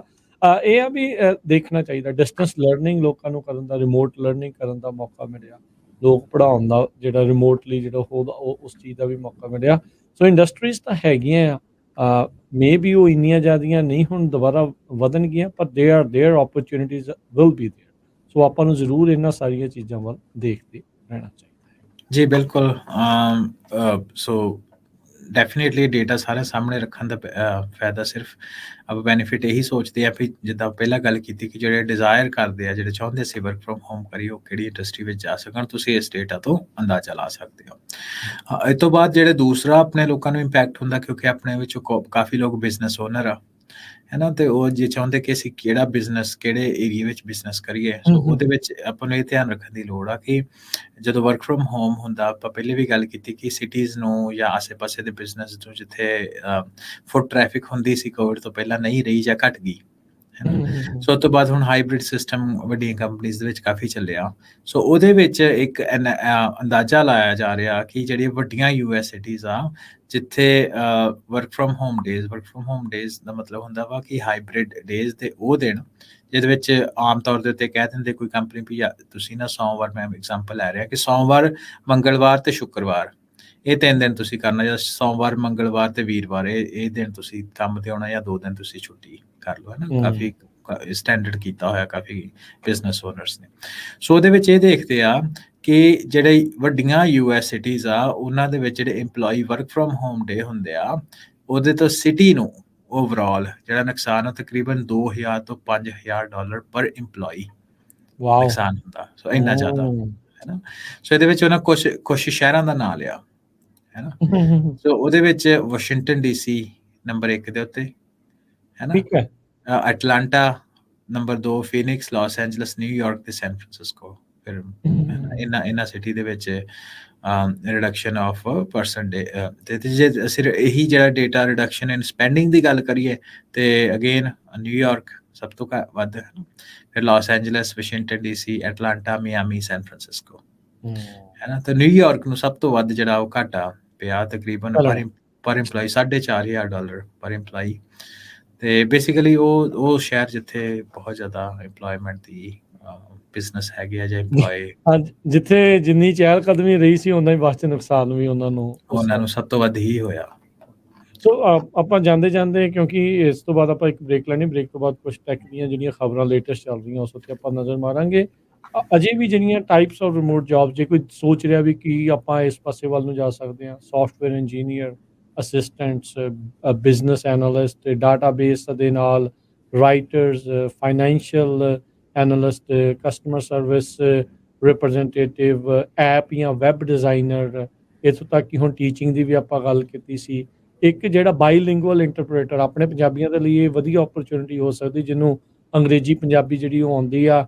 ਬਹੁਤ ਸਾਰੇ ਜਿਹੜੇ ਕੰਪਨੀਜ਼ ਆ, ਜਾਂ ਚਾਹੇ ਉਹ ਸਰਕਾਰੀ ਅਦਾਰੇ ਆ, ਉਹਨਾਂ ਨੂੰ ਇੱਦਾਂ ਦੇ ਟਰਾਂਸਲੇਟਰਸ ਦੀ ਜਿਹੜੀ ਉਹ ਜ਼ਰੂਰਤ ਰਹਿੰਦੀ ਆ, ਐਡੀਟਰਸ ਦੀ ਰਹਿੰਦੀ ਆ, ਗ੍ਰਾਫਿਕ ਡਿਜ਼ਾਈਨਰ, ਇੱਦਾਂ ਦੇ ਜਿਹੜੇ ਲੋਕਾਂ ਦੀ ਜਿਹੜੀ ਕਾਫੀ ਚੀਜ਼ ਦੀ ਰਹਿੰਦੀ ਆ। ਸੋ ਤੁਸੀਂ ਡਿਜੀਟਲ ਮਾਰਕੀਟਿੰਗ ਜਾਂ ਸਿਸਟਮ ਇੰਜੀਨੀਅਰਸ, ਇੱਦਾਂ ਦੀਆਂ ਜਿਹੜੀਆਂ ਨਾ ਬਹੁਤ ਸਾਰੀਆਂ ਰਿਮੋਟ ਲੈਵਲ ਜੌਬਸ ਹੈਗੀਆਂ ਨੇ। ਜੇ ਕੋਈ ਸੋਚ ਰਿਹਾ ਵੀ ਹਾਂ ਵੀ ਆਪਾਂ ਘਰੋਂ ਬਹਿ ਕੇ ਕਰਨਾ ਚਾਹੁੰਦੇ ਆ, ਤਾਂ ਤੁਸੀਂ ਇਹ ਜਿਹੜੇ ਖੇਤਰਾਂ ਦੇ ਵਿੱਚ ਨਜ਼ਰ ਮਾਰ ਸਕਦੇ ਆ। ਇਹਦੇ ਨਾਲ ਸੰਬੰਧਿਤ ਕੋਈ ਕੋਰਸ ਵਗੈਰਾ ਕਰਕੇ ਜਾਂ ਕੋਈ ਇੱਦਾਂ ਦੀ ਚੀਜ਼ ਕਰਕੇ ਤੁਸੀਂ ਆਪਣੇ ਕਹਿ ਸਕਦੇ ਵੀ ਆਪਣੇ ਰੈਜ਼ਿਊਮੇ ਨੂੰ ਥੋੜ੍ਹਾ ਹੋਰ ਭਾਰਾ ਬਣਾ ਸਕਦੇ ਆ, ਤਾਂ ਜੋ ਤੁਸੀਂ ਘਰੇ ਵੀ ਰਹਿ ਸਕਦੇ ਆ ਤੇ ਕੰਮ ਵੀ ਜਿਹੜਾ ਨਾਲ ਦੇ ਨਾਲ ਕਰ ਸਕਦੇ। ਸੋ ਇਹਦੇ ਵਿੱਚ ਇੱਕ ਟ੍ਰੈਂਡ ਰਾਜਖਨ ਜਿਹੜੀ ਤੁਸੀਂ ਹੁਣੇ ਨਾਂ ਲਿਆ, ਉਹ ਤੇ ਮੈਂ ਇੱਕ ਨਟਸ਼ੈਲ ਦੇ ਵਿੱਚ ਇਹ ਦੱਸਦਾ ਕਿ ਇਹ ਸਾਰੀਆਂ ਕਿਸੇ ਨਾ ਕਿਸੇ ਤਰੀਕੇ ਟੈਕ ਦੇ ਨਾਲ ਰਿਲੇਟਡ ਆ। ਸੋ ਜ਼ਰੂਰੀ ਨਹੀਂ ਕਿ ਤੁਸੀਂ ਟੈਕ ਦੀ ਡਿਗਰੀ ਆ ਤੁਹਾਡੇ ਕੋਲ, ਜੇ ਨਹੀਂ ਵੀ ਹੈਗੀ, ਤੇ ਜੇ ਤੁਸੀਂ ਮੌਜੂਦਾ ਕੋਈ ਹੋਰ ਆਰਟਸ ਦੀ ਡਿਗਰੀ ਕਰ ਰਹੇ ਹੋ, ਮੈਡੀਕਲ ਲਾਈਨ ਦੀ ਕੋਈ ਡਿਗਰੀ ਕਰ ਰਹੇ ਹੋ, ਜਾਂ ਹੋਰ ਕੋਈ ਕੋਰਸ ਕਰ ਰਹੇ ਹੋ, ਉਹਦੇ ਵਿੱਚ ਕੋਸ਼ਿਸ਼ ਇਹ ਕਰੋ 1, 2, 3 ਟੈਕਨੀਕਲ ਕੋਰਸਿਸ ਵੀ ਵਿੱਚ ਲਓ, ਤਾਂ ਕਿ ਆਪਣੇ ਆਪ ਨੂੰ ਸਕਿੱਲਸ ਨੂੰ ਡਿਵਰਸੀਫਾਈ ਕਰੋ। ਟੈਕ ਹਰ ਇੱਕ ਫੀਲਡ ਦੇ ਵਿੱਚ ਅੱਜ ਸਾਰਿਆਂ ਦੇ ਸਾਹਮਣੇ ਆ। ਤੇ ਦੂਸਰਾ ਦਾ ਅਹਿਮ ਆਸਪੈਕਟ ਸਾਡੀ ਬ੍ਰੇਕ ਜਾਣ ਤੋਂ ਪਹਿਲੇ ਕਿ ਜੇ ਤੁਹਾਡੇ ਕੋਲ ਆਲਰੇਡੀ ਕੁਛ ਇੱਦਾਂ ਦਾ ਹੈਗਾ, ਪਰ ਤੁਸੀਂ ਇਹਨੂੰ ਮਾਰਕੀਟ ਕਰਨਾ ਚਾਹੋ, ਤੇ ਕਾਫੀ ਜਿਹੜੀਆਂ ਵੈਬਸਾਈਟਸ ਆ ਉਹ ਤੁਹਾਡੀ ਹੈਲਪ ਕਰਦੀਆਂ ਵਾ, ਹੈ ਨਾ। ਮੈਂ ਕੁਛ ਇਹਦੇ ਵਿੱਚ ਨਾਂ ਲੈ ਲੈਂਦੇ, ਇੱਕ ਫਾਈਵਰ ਕਰਕੇ RR ਦੇ ਨਾਲ, ਉਹ ਕਾਫੀ ਪੋਪੂਲਰ ਹੋ ਰਹੀ ਆ। ਫ੍ਰੀਲਾਂਸਿੰਗ ਜਿਹੜਾ ਹੁੰਦਾ, ਫ੍ਰੀਲਾਂਸਿੰਗ ਵਰਕ ਆ, ਜਾਂ ਹੋਰ ਵੀ ਫ੍ਰੀਲਾਂਸਿੰਗ ਗੂਗਲ ਦੇ ਤੁਸੀਂ ਸਰਚ ਕਰ ਲਿਓ, ਕਾਫੀ ਤੁਹਾਨੂੰ ਵੈਬਸਾਈਟਸ ਮਿਲ ਜਾਣੇ, ਤੁਸੀਂ ਉੱਥੇ ਆਪਣਾ ਪ੍ਰੋਫਾਈਲ ਬਣਾ ਸਕਦੇ ਹੋ ਤੇ ਆਪਣਾ ਤੁਸੀਂ ਰੇਟ ਸੈੱਟ ਕਰ ਸਕਦੇ ਹੋ। ਸੋ ਉੱਥੋਂ ਜਿਹੜੇ ਪਰਸਪੈਕਟਿਵ ਕੰਮ ਕਰਾਉਣ ਵਾਲੇ ਬੰਦੇ ਆ, ਉਹ ਤੁਹਾਨੂੰ ਉੱਥੇ ਪ੍ਰੋਜੈਕਟਸ ਦੇ ਸਕਦੇ। ਮੈਂ ਰਾਜਖਨ ਕਾਫੀ ਲੋਕਾਂ ਨੂੰ ਜਾਣਦਾ ਜਿਹੜੇ ਆਪਣੇ ਪੰਜਾਬ ਦੇ ਵਿੱਚ ਬੈਠੇ ਆ, ਟੈਕ ਦੇ ਨਾਲ ਰਿਲੇਟਡ। ਮੇਰਾ ਇੱਕ ਮਿੱਤਰ ਆ ਪੱਟੀ ਤਰਨਤਾਰਨ ਬੈਠਾ ਹੋਇਆ, ਸੋ ਉਹਦਾ ਜਿਹੜਾ ਸਾਰਾ ਕੰਮ ਕਾਰ ਆ, ਡੇਟਾਬੇਸ ਐਡਮਿਨਿਸਟ੍ਰੇਟਰ, ਜਾਂ ਡੇਟਾਬੇਸਿਸ ਨੂੰ ਮੈਨੇਜ ਕਰਦਾ। ਸੋ ਸਾਰਾ ਕੰਮ ਉਹ ਇੱਦਾਂ ਕੰਟਰੈਕਟ ਬੇਸ ਹੀ ਕਰਦਾ ਵਾ। ਸੋ ਕਾਫੀ ਵਧੀਆ ਓਪਰਚੁਨਿਟੀ ਹੋ ਸਕਦੀ ਹੈ ਹੁਣ ਜੀ। ਦੇਖੋ ਆਪਾਂ ਦੇਖਦੇ ਹਾਂ ਪੰਜਾਬ ਤੋਂ ਨਾ ਪੰਜਾਬੀ ਸਿਖਾਉਣ ਦੇ ਲਈ ਨਿਆਣਿਆਂ ਨੂੰ ਬਹੁਤ ਸਾਰੀਆਂ ਕਲਾਸਿਸ ਚੱਲਦੀਆਂ ਨੇ। ਜੀ ਬਿਲਕੁਲ, ਇਹ ਹਾਂਜੀ ਜਿਹੜੇ ਕੋਈ ਇੱਥੇ ਹੈਗੇ ਜਿਨ੍ਹਾਂ ਨੂੰ ਵਧੀਆ ਢੰਗ ਦੇ ਨਾਲ ਪੰਜਾਬੀ ਆਲਰੇਡੀ ਆਉਂਦੀ, ਉਹ ਸਿਖਾ ਸਕਦੇ, ਟੀਚਰ ਰਹੇ ਆ, ਅਧਿਆਪਕ ਰਹੇ ਆ, ਤੁਹਾਡੇ ਕੋਲੇ ਓਪਰਚੁਨਿਟੀ ਆ। ਬਿਲਕੁਲ ਬੰਦਾ ਉਸ ਹਿਸਾਬ ਦੇ ਨਾਲ ਜਿਹੜਾ ਉਹ ਕਰ ਸਕਦਾ। ਸੋ ਡੈਫੀਨੇਟਲੀ ਓਪਰਚੁਨਿਟੀਜ਼ ਤੁਹਾਨੂੰ ਇੱਥੇ ਮਿਲਦੀਆਂ ਰਹਿੰਦੀਆਂ। ਟੈਕਨੋਲੋਜੀ ਜਿੱਥੇ ਦੇਖੋ ਓਬਵੀਅਸਲੀ ਹਰ ਇੱਕ ਚੀਜ਼ ਦੇ ਪ੍ਰੋਜ਼ ਐਂਡ ਕੌਨਸ ਆ। ਕੌਨਸ ਦੀ ਛੱਡ ਕੇ ਜਿਹੜੀ ਆਪਾਂ ਟੈਕਨੋਲੋਜੀ ਦੀ ਕਿੱਦਾਂ ਬੈਟਰ ਢੰਗ ਦੇ ਨਾਲ ਆਪਣੀ ਗਰੋਥ ਲਈ ਸਾਰਿਆਂ ਦੀ ਗਰੋਥ ਲਈ ਵਰਤੋਂ ਕਰ ਸਕਦੇ ਆ, ਉਹ ਜ਼ਰੂਰ ਕਰੋ। ਅੱਜ ਕੱਲ੍ਹ ਫੈਕਟ ਚੈੱਕਰ ਦਾ ਬਹੁਤ ਜ਼ਮਾਨਾ ਹੈ, ਤੁਸੀਂ ਫੈਕਟ ਚੈੱਕ ਦਾ ਕੰਮ ਕਰ ਸਕਦੇ ਆ। ਬਹੁਤ ਕੁਝ ਜਿਹੜਾ ਆ ਤੁਹਾਡੇ ਕੋਲ ਅਵੇਲੇਬਿਲਟੀ ਆ ਉਹ ਹੈਗੀ ਆ। ਸੋ ਡੈਫੀਨੇਟਲੀ ਇਸ ਦੇ ਵੱਲ ਵੀ ਧਿਆਨ ਦੇਣਾ ਜੀ। FTX ਤੋਂ ਸ਼ੁਰੂਆਤ ਕਰਦੇ ਜਾਈਏ। ਜੀ FTX ਇੱਕ ਕ੍ਰਿਪਟੋ ਕਰੰਸੀ ਐਕਸਚੇਂਜ ਟੈਕਨੋਲੋਜੀ ਦੀ ਜਿਹੜੀ ਇਹ ਕੰਪਨੀ ਸੀ, ਉਹਨਾਂ ਦਾ ਜਿਹੜਾ ਸਾਬਕਾ ਬੌਸ ਆ ਸੈਮ ਬੈਂਕਮੈਨ ਫਰਾਈਡ ਹੈ, ਉਸਨੇ ਕਿਹਾ ਵੀ ਮੈਂ ਕੋਈ ਵੀ ਜਿਹੜਾ ਆ ਇਸ ਦੇ ਵਿੱਚ ਗਿਲਟੀ ਨਹੀਂ ਆ, ਦੋਸ਼ ਉਹਨੇ ਆਪਣੇ ਜਿਹੜੇ ਉਹ ਮੰਨੀ ਨਹੀਂ ਆ। $250 ਮਿਲੀਅਨ ਦੇ ਬੇਲ ਦੇ ਉੱਤੇ ਉਸ ਨੂੰ ਰਿਲੀਜ਼ ਕੀਤਾ ਗਿਆ ਸੀਗਾ। ਜੇ ਕਨਵਿਕਟ ਹੋ ਜਾਂਦਾ ਆ ਤਾਂ $100 ਸਾਲਾਂ ਦਾ ਜਿਹੜਾ ਇਸ ਨੂੰ ਹੋ ਸਕਦੀ ਆ ਕੈਦ, ਜਿਹੜੀ ਇਸ ਦੇ ਵਿੱਚ ਬੋਲ ਸਕਦੀ ਆ। ਪਰ FTX ਇੱਕ ਅਜਿਹੀ ਟੈਕਨੋਲੋਜੀ ਕੰਪਨੀ, ਇਹ ਕੋਵਿਡ ਪੈਂਡੈਮਿਕ ਦੇ ਦੌਰਾਨ ਹੀ ਕ੍ਰਿਪਟੋ ਬੂਮ ਦੇ ਵਿੱਚ ਇਹ ਬਹੁਤ ਚੱਲੀ। ਅਚਨਚੇਤ ਪਤਾ ਲੱਗਾ ਵੀ ਇਹਨਾਂ ਨੇ ਕਾਫੀ ਘਪਲੇ ਕੀਤੇ ਸੀਗੇ। ਜੀ ਜੀ ਐਕਸਪੈਕਟਡ ਘਪਲੇ ਕੀਤੇ ਸੀ, ਸੋ ਤਾਂ ਕਹਿ ਰਹੇ ਵੀ ਨਹੀਂ ਕੀਤੇ। ਇਹਦਾ ਨਾ ਕਾਫੀ ਨਾਮ ਸੀ FTX ਦਾ, ਹੈ ਨਾ। ਉਹ ਨਾਮ ਕਰਕੇ ਜਦੋਂ ਇਹ ਕਰਪਸ਼ਨ ਇਦਾਂ ਦੇ ਚਾਰजेस ਵਿੱਚ ਘਿਰ ਗਈ, ਬੈਂਕਰਪਸੀ ਵੱਲ ਨੂੰ, ਚੈਪਟਰ 11 ਵੱਲ ਨੂੰ ਤੁਰ ਪਈ। ਸੋ ਉਹਦੇ ਕਰਕੇ ਕ੍ਰਿਪਟੋ ਦੇ ਵਿੱਚ ਲੋਕਾਂ ਦਾ ਜਿਹੜਾ ਇੰਟਰਸਟ ਆ ਜਾਂ ਕੌਨਫੀਡੈਂਸ ਆ ਬਹੁਤ ਲੂਜ਼ ਹੋਇਆ। FTX ਇੱਕ ਇਸ ਤਰ੍ਹਾਂ ਵੀ ਮੰਨੀ ਗਈ ਆ ਕਿ ਚਲੋ ਹੋਰ ਵੀ ਕਾਫੀ ਐਕਸਚੇਂਜਸ ਜਿਹੜੀਆਂ ਜਾਂ ਬ੍ਰੋਕਰੇਜਸ ਆ ਉਹ ਬੈਂਕਰਪਟ ਹੋਈਆਂ, ਪਰ FTX ਇੱਕ ਵੱਡਾ ਨਾਂ ਜਦੋਂ ਇਹ ਬੈਂਕਰਪਟ ਹੋਈ, ਕਿਉਂਕਿ ਇਹਦੇ ਵਿੱਚ ਤੁਸੀਂ ਮੰਨ ਸਕਦੇ ਸਟੈਨਫੋਰਡ ਯੂਨੀਵਰਸਿਟੀ ਵਰਗੇ ਜਿਹੜੇ ਨਾਮੀ ਇੰਸਟੀਟਿਊਸ਼ਨ ਸੀ, ਉਹਨਾਂ ਦਾ ਵੀ ਪੈਸਾ ਲੱਗਾ ਹੋਇਆ ਸੀ। ਸੋ ਜਦੋਂ ਇਹ ਡਾਊਨ ਗਈ ਤੇ ਉਹਦੇ ਕਰਕੇ ਕ੍ਰਿਪਟੋ ਕਰੰਸੀ ਤੋਂ ਇੱਕ ਵਾਰੀ ਲੋਕਾਂ ਦਾ ਵਿਸ਼ਵਾਸ ਉੱਠ ਗਿਆ ਸੀ। ਸੋ ਇਹਦਾ ਵੱਡਾ ਇੰਪੈਕਟ ਸੀ। ਜੀ ਠੀਕ ਹੈ। ਸੋ ਆਪਾਂ ਗੱਲਬਾਤ ਕਰਦੇ ਜਾਈਏ ਬਿਜ਼ਨਸ ਕੰਪੀਟੀਸ਼ਨ ਦੀ। ਸੋ ਐਪਲ ਜਿਹੜੇ ਆ ਉਹਦੇ ਬਾਰੇ ਬੜੀ ਇੱਕ ਨੋਟੋਰੀਅਸ ਜੀ ਗੱਲ ਆ ਕਿ ਐਪਲ ਵਾਲੇ ਕੀ ਕਰਦੇ ਆ, ਵੈਬਸਾਈਟਸ ਜਿੱਦਾਂ ਮੈਕਰੂਮਰਸ ਜਾਂ ਹੋਰ ਵੀ ਹੈਗੀਆਂ ਬਣੀਆਂ ਕਿ ਜਿਹੜੇ ਪ੍ਰੈਡਿਕਸ਼ਨ ਕਰਦੇ ਕਿ ਐਪਲ ਵਿੱਚ ਆਉਣਾ ਕੀ ਆ। ਤੇ ਕਈ ਜਿਹੜੇ ਐਨਾਲਿਸਟ ਆ ਉਹ ਇਸ ਚੀਜ਼ ਦੇ ਉੱਤੇ ਸ਼ੱਕ ਕਰਦੇ ਆ ਕਿ ਐਪਲ ਜਾਣ ਕੇ ਥੋੜੀ ਚੀਜ਼ਾਂ ਨੂੰ ਲੀਕ ਕਰ ਦਿੰਦਾ, ਵੇਗ ਜੀ ਇਨਫੋਰਮੇਸ਼ਨ, ਤਾਂ ਕਿ ਲੋਕਾਂ ਦਾ ਇੰਟਰਸਟ ਬਣਿਆ ਰਹੇ ਕਿ ਇਹਨਾਂ ਦੀ ਬਿਜ਼ਨਸ ਮਾਰਕੀਟਿੰਗ ਹੀ ਆ, ਨਾ ਉਹਨਾਂ ਨੂੰ ਯੈਸ ਕਰਨਾ, ਨਾ ਉਹਨਾਂ ਨਹੀਂ ਕਰਨਾ। ਸੋ ਉਹਦੇ ਵਿੱਚ ਕੁਛ ਇੱਦਾਂ ਦੀ ਆ ਕਿ ਇੱਕ ਨਾ ਟ੍ਰੈਂਡ ਚੱਲਦਾ ਪਿਆ ਕਾਫੀ ਕਿ ਲੋਕੀ ਐਂਡਰੋਇਡ ਤੋਂ ਐਪਲ ਦੇ ਵੱਲ ਜਾਂਦੇ ਪਏ ਆ, ਹੈ ਨਾ। ਸੋ ਜਿਹੜੇ ਨਵੇਂ ਐਂਡਰੋਇਡ ਯੂਜ਼ਰ ਜਿਹੜੇ ਆ ਆਈਫੋਨ ਦੇ ਵਿੱਚ ਆਉਂਦੇ ਆ, ਉਹਨਾਂ ਨੂੰ ਐਡਰੈਸ ਕਰਨ ਦੇ ਲਈ ਕਿ ਤਾਂ ਕਿ ਉਹਨਾਂ ਦੀ ਰਿਟੈਂਸ਼ਨ ਰਹੇ। ਆਈਫੋਨ 16 ਜਿਹੜਾ ਆਏਗਾ ਉਹਦੇ ਪਰ ਇਹ ਮੰਨਿਆ ਜਾ ਰਿਹਾ ਕਿ ਉਹ ਸੈਮਸੰਗ ਦੇ ਵਿੱਚ ਕੰਪੀਟ ਕਰਨ ਲਈ ਉਹਨਾਂ ਦੇ ਵਿੱਚ ਜਿਹੜੇ ਚੇਂਜਸ ਆ ਉਹ ਲਿਆਂਦੇ ਜਾ ਰਹੇ ਆ। ਸੋ ਇਹ ਸਾਨੂੰ ਪਤਾ ਕਿ ਐਪਲ ਕੋਲ ਬਹੁਤ ਜ਼ਿਆਦਾ, ਹੈ ਨਾ, ਸੈਂਕੜਿਆਂ ਦੇ ਵਿੱਚ, ਹਜ਼ਾਰਾਂ ਵਿੱਚ ਨਹੀਂ, ਪੇਟੈਂਟਸ ਕੁਛ ਇੱਦਾਂ ਦੇ ਆ, ਪਰ ਉਹਨਾਂ ਨੂੰ ਮਾਰਕੀਟ ਕਦੋਂ ਕਰਨਾ ਉਹਨਾਂ ਦੀ ਬਿਜ਼ਨਸ ਸਟ੍ਰੈਟਜੀ ਤੇ ਡਿਪੈਂਡ ਕਰਦਾ। ਸੋ ਉਹਦੇ ਵਿੱਚ ਆਈਫੋਨ 16 ਦੇ ਵਿੱਚ ਕਾਫੀ ਜਿਹੜੀ ਚੀਜ਼ਾਂ ਉਹ ਸੈਮਸੰਗ ਦੇ ਜਿਹੜੇ ਜਾਂ ਐਂਡਰੋਇਡ ਦੇ ਜਿਹੜੇ ਨਵੇਂ ਇੰਪਲੋਈਜ਼, ਮਾਫੀ ਚਾਹੁੰਦਾ, ਜਿਹੜੇ ਯੂਜ਼ਰ ਆ ਰਹੇ ਆ, ਉਹਨਾਂ ਨੂੰ ਐਡਜਸਟ ਕਰਨ ਦੇ ਲਈ ਜਾਂ ਉਹਨਾਂ ਦੇ ਰਿਟੇਨ ਕਰਨ ਦੇ ਲਈ ਆਈਫੋਨ 16 ਦੇ ਫੀਚਰ ਮੰਨੇ ਜਾ ਰਹੇ ਆ ਰਹੇ ਆ। ਹੁਣ ਤੁਸੀਂ ਦੇਖੋ ਹਰਵਿੰਦਰ, ਅਜੇ ਆਈਫੋਨ 15 ਪ੍ਰੋ ਆਉਣਾ ਆ ਜੀ, ਤੇ 16 ਦੀ ਆਲਰੇਡੀ ਗੱਲ ਇਹਨਾਂ ਦੀ ਸ਼ੁਰੂ ਕਰਾ ਦਿੱਤੀ ਆ। ਸੋ ਬਿਲਕੁਲ ਇਹ ਇਹਨਾਂ ਦਾ ਆਈ ਥਿੰਕ ਅਗਲੇ ਮਹੀਨੇ ਦੇ ਵਿੱਚ ਥੋੜੇ ਦਿਨਾਂ ਨੂੰ ਆ ਰਿਹਾ ਆ, ਜਿਹੜਾ ਜਦੋਂ ਇਹਨਾਂ ਨੇ ਨਵੇਂ ਐਲਾਨ ਕਰਨੇ ਆ, ਨਵੇਂ ਫੋਨਸ ਜਿਹੜੇ ਆ ਉਹ ਆਉਣੇ ਆ, ਲੋਕਾਂ ਦੇ ਵਿੱਚ ਹਾਹਾਕਾਰ ਜਿਹੜੀ ਉਹ ਪੈਣੀ ਆ। ਸੋ ਆਈਫੋਨ 15 ਤੇ ਆਈਫੋਨ 15 ਪ੍ਰੋ ਉਦਾਂ ਕਹਿੰਦੇ ਵੀ ਦੇਖਣ ਨੂੰ ਦੋਨੋਂ ਇੱਕੋ ਜਿਹੇ ਲੱਗਣਗੇ। ਹਾਂਜੀ, ਕਹਿੰਦੇ ਕਿ ਸੇਮ ਪੈਨਲ ਹੋਏਗਾ ਤੇ ਉਹਨਾਂ ਦੀ ਜਿਹੜੀ ਪ੍ਰੋਸੈਸਰ ਵੀ A17 ਤੇ ਕਿ ਕਹਿੰਦੇ ਆ ਕਿ ਜਿਹੜਾ ਉਹਦਾ ਕੈਮਰਾ ਉਹ ਵੀ ਸਿਮਿਲਰ ਹੀ ਹੋਏਗਾ। ਇੱਕ ਸਭ ਤੋਂ ਵੱਡਾ ਚੇਂਜ ਜਿਹੜਾ ਹੋ ਸਕਦਾ, ਲਾਈਟਨਿੰਗ ਪੋਰਟ ਗਾਇਬ ਹੋ ਕੇ USB-C ਆ ਸਕਦੀ। ਉਹਦਾ ਕਾਰਨ ਇੱਕ ਇਹ ਵੀ ਮੰਨਿਆ ਜਾ ਰਿਹਾ ਨਾ ਰਾਜਕਨ ਕਿ ਯੂਰਪ ਨੇ ਜਿਹੜੇ ਪਿਛਲੀ ਵਾਰ ਕੰਪਲਾਈਂਸ ਦੀ ਵੀ ਗੱਲ ਕੀਤੀ ਸੀ ਇੱਕ ਟਾਕ ਸ਼ੋ ਦੇ ਵਿੱਚ। ਸੋ ਉਹਦੇ ਵਿੱਚ ਕਾਫੀ ਕੰਪਨੀਆਂ ਫੋਰਸ ਹੋ ਰਹੀਆਂ, ਕਿਉਂਕਿ ਜਦੋਂ ਜਿੰਨਾ ਤੁਸੀਂ ਆਪਣੇ ਪ੍ਰੋਡਕਟ ਨੂੰ ਡਿਵਰਸੀਫਾਈ ਕਰਦੇ ਹੋ ਉਨੀ ਉਹਦੀ ਮੈਨੂਫੈਕਚਰਿੰਗ ਕਾਸਟ ਵੱਧ ਜਾਂਦੀ ਹੈ। ਸੋ ਕੰਪਨੀ ਦੀ ਕੋਸ਼ਿਸ਼ ਇਹ ਹੁੰਦੀ ਹੈ ਕਿ ਜਿੰਨੀ ਇਨਵੈਂਟਰੀ ਨੂੰ ਜਨੈਰਿਕ ਰੱਖਿਆ ਜਾਏ ਉਨਾ ਹੀ ਵਧੀਆ। ਸੋ ਇੰਸਟੈਡ ਆਫ ਉਹਨਾਂ ਲਾਈਟਨਿੰਗ ਨੂੰ ਜਨਰੇਟ ਕਰਨ ਦੀ ਬਜਾਏ ਸ਼ਾਇਦ ਉਹਨਾਂ ਇਹ ਸਟ੍ਰੈਟਜੀ ਬਣਾ ਲਈ ਕਿ ਅਸੀਂ ਸਟੈਂਡਰਡਾਈਜ਼ ਕਰ ਲੈਂਦੇ ਹਾਂ। ਯੂਰਪ ਚਲੋ ਵਿੱਚ ਫਿਰ ਅਮਰੀਕਾ ਵਿੱਚ ਸੇਮ ਆਈਫੋਨ ਵਿਕ ਸਕਦੇ। ਕਿਉਂਕਿ ਇਹ ਕੰਪਨੀ ਇਹ ਬਹੁਤ ਰੌਲਾ ਪਾਉਂਦੀ, ਅਸੀਂ ਇਨਵਾਇਰਮੈਂਟਲ ਫਰੈਂਡਲੀ ਆ, ਜੀ ਇਸੇ ਦੇ ਚੱਕਰ ਦੇ ਵਿੱਚ ਇਹਨਾਂ ਨੇ ਜਿਹੜਾ ਵਾਲ ਚਾਰਜਰ ਜਿਹੜਾ ਉਹ ਦੇਣਾ ਬੰਦ ਕਰਤਾ, ਉਹ ਸਾਰਾ ਕੁਝ ਬੰਦ ਮਾਰਕੀਟਿੰਗ ਪਲੋਏ ਸੀਗਾ ਨਾ, ਜਿੱਦਾਂ ਵੀ ਆ। ਤੇ ਹੁਣ ਜੇ USB-C ਆ, ਕਿਉਂਕਿ 100% ਲੋਕਾਂ ਦੇ ਕੋਲ ਜੇ ਹੋਰ ਪ੍ਰੋਡਕਟਸ ਹੈਗੇ ਉਹਨਾਂ 'ਚ USB-C ਲੱਗਦੀ ਆ, ਤੇ ਜੇ ਐਪਲ ਇਹ ਅਡੋਪਟ ਕਰਦਾ ਤੇ ਉਹਦੇ ਨਾਲ ਫਾਇਦਾ ਜਿਹੜਾ ਉਹ ਡੈਫੀਨਿਟਲੀ ਹੋਊਗਾ।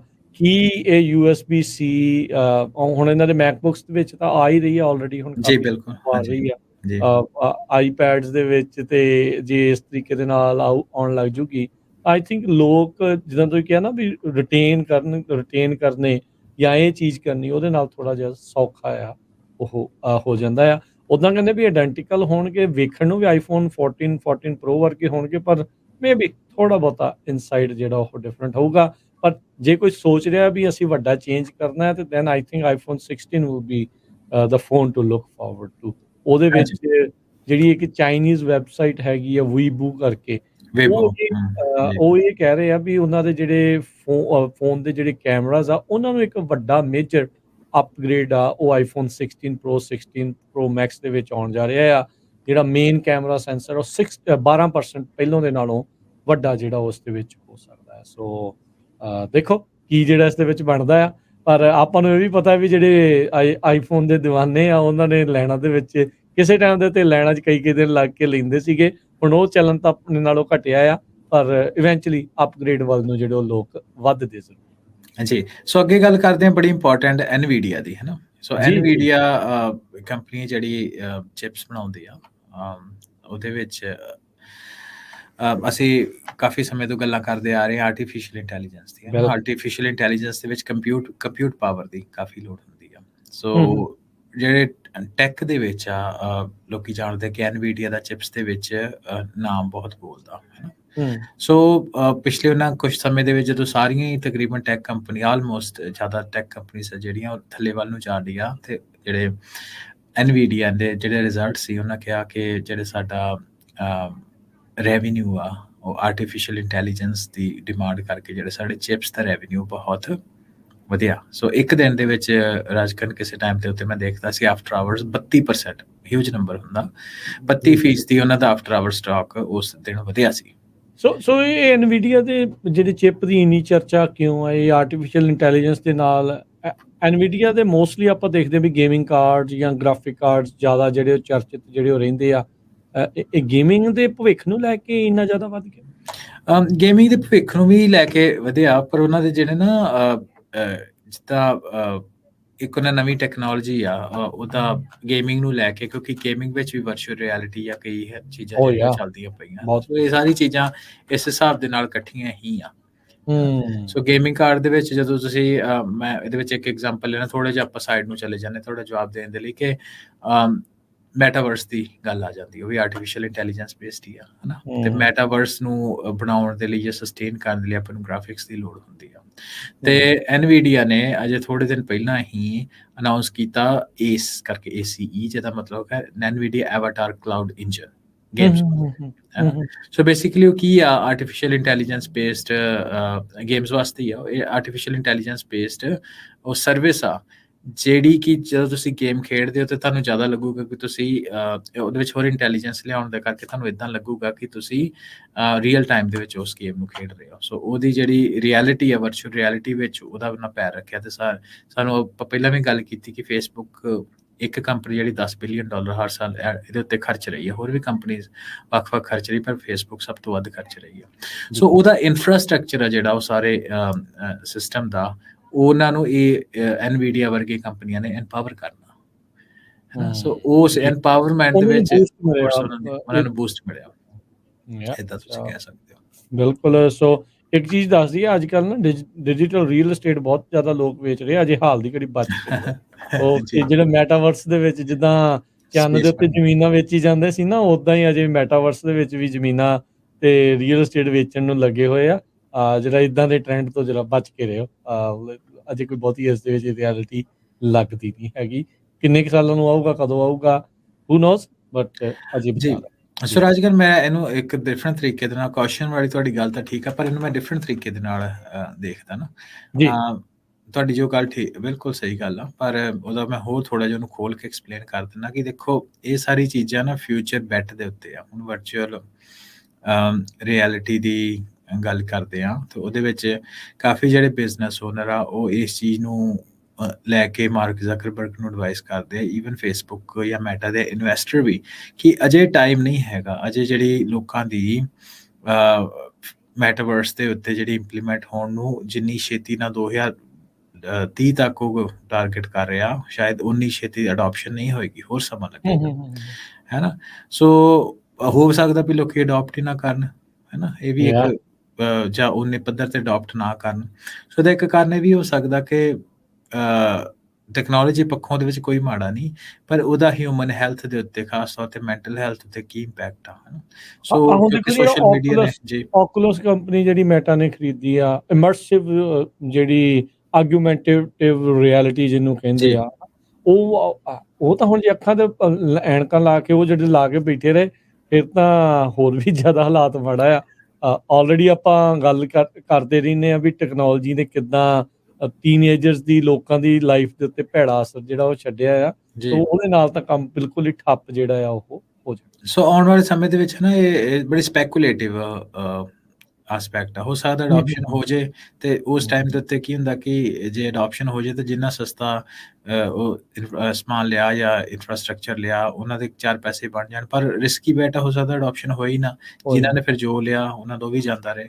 ਸੋ ਹਾਈਲੀ ਸਪੈਕੂਲੇਟਿਵ ਆ ਜੀ। ਰੀਅਲ ਐਗਜ਼ਾਮਪਲ ਹੁਣੇ ਥੋੜੇ ਚਿਰ ਪਹਿਲਾਂ ਦੀ NFTs ਆ, NFT ਜੀ 6-6 ਲੱਖ ਲੋਕਾਂ ਨੇ ਮਿਲੀਅਨ ਡਾਲਰ ਦੀਆਂ ਫੋਟੋਆਂ ਖਰੀਦੀਆਂ, ਹੁਣ ਪੌੜੀਆਂ ਦੇ ਭਾਅ ਜਿਹੜੀਆਂ ਉਹ ਰਹਿ ਗਈਆਂ, ਹਨਾ। ਬਿਲਕੁਲ ਸਪੈਕੂਲੇਟਿਵ ਹੈ ਨਾ। ਸਪੈਕੂਲੇਟਿਵ। ਸੋ ਆਪਾਂ ਅੱਗੇ ਚੱਲਦੇ ਹਾਂ ਤੇ ਅਮਰੀਕਾ ਦਾ ਜਿਹੜਾ ਕਿਸੇ ਟਾਈਮ ਤੇ ਅੱਜ ਵੀ ਖੈਰ ਬਹੁਤ ਵੱਡਾ ਨਾਮ ਨਾਸਾ ਦੀ ਗੱਲ ਕਰਦੇ ਹਾਂ ਜੀ।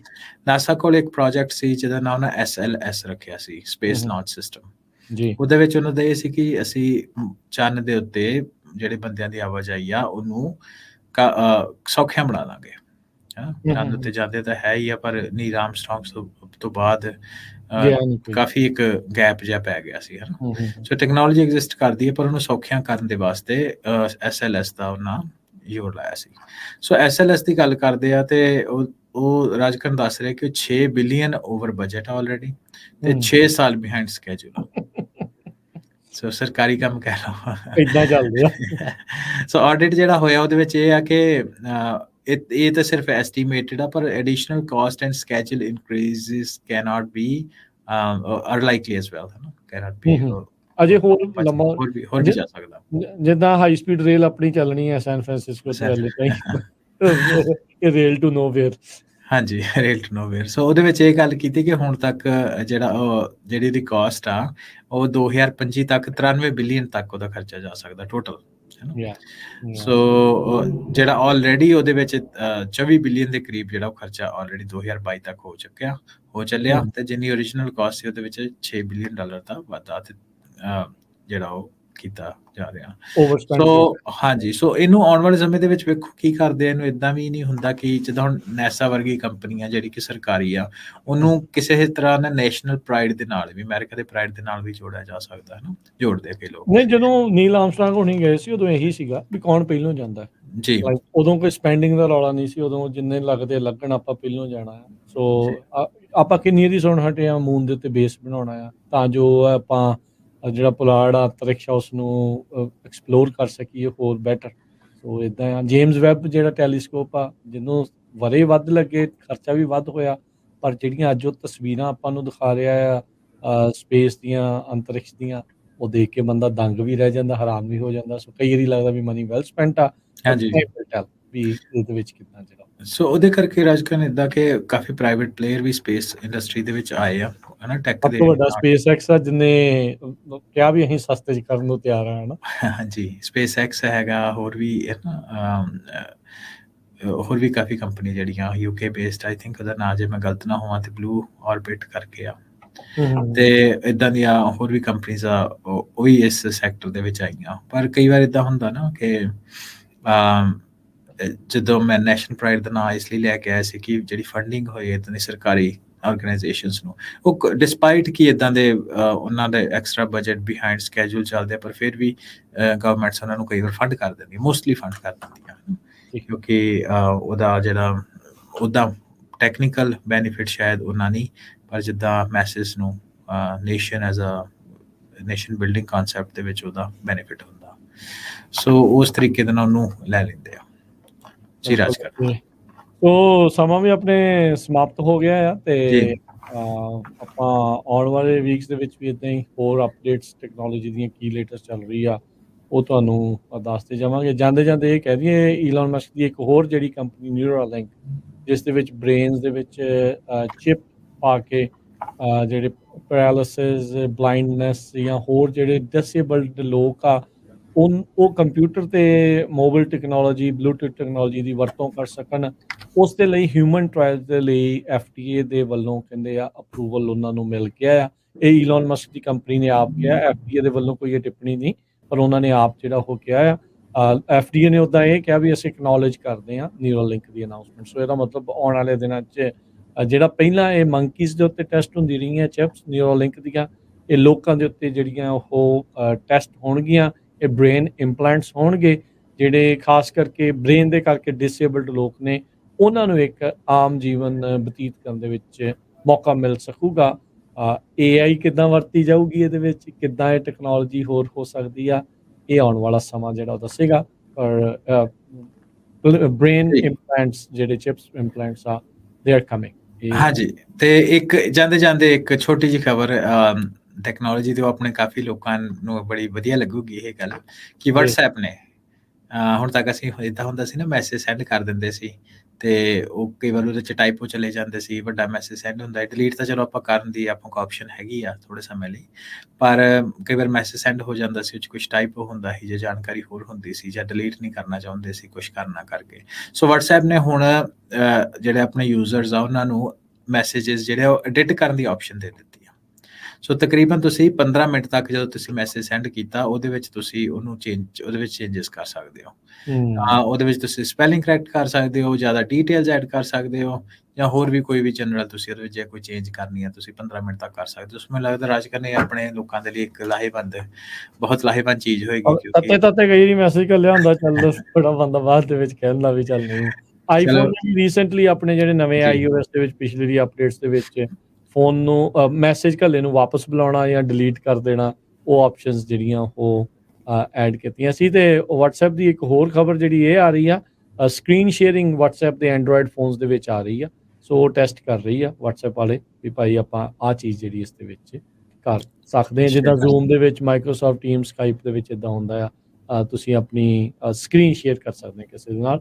ਪਤਾ ਨਹੀਂ ਕਿੱਥੇ ਵਰਤੋਂ ਕਰਨੀ ਹੈ, ਕਿਵੇਂ ਕਰਨੀ ਹੈ, but this feature is coming. ਹਾਂਜੀ, ਖਾਸ ਤੌਰ ਤੇ ਰਾਜਖਾਨ ਜਿੱਦਾਂ ਪੇਰੈਂਟਸ ਸਾਡੇ ਨਹੀਂ ਜ਼ਿਆਦਾ ਟੈਕ ਸੈਵੀ ਹੁੰਦੇ, ਸੋ ਉਹਨਾਂ ਨੂੰ ਕਹਿ ਦਿੱਤਾ ਵੀ ਸੈਟਿੰਗ ਵਿੱਚ ਜਾਓ, ਉਸ ਤੋਂ ਬਾਅਦ ਇੱਥੇ ਜਾਓ।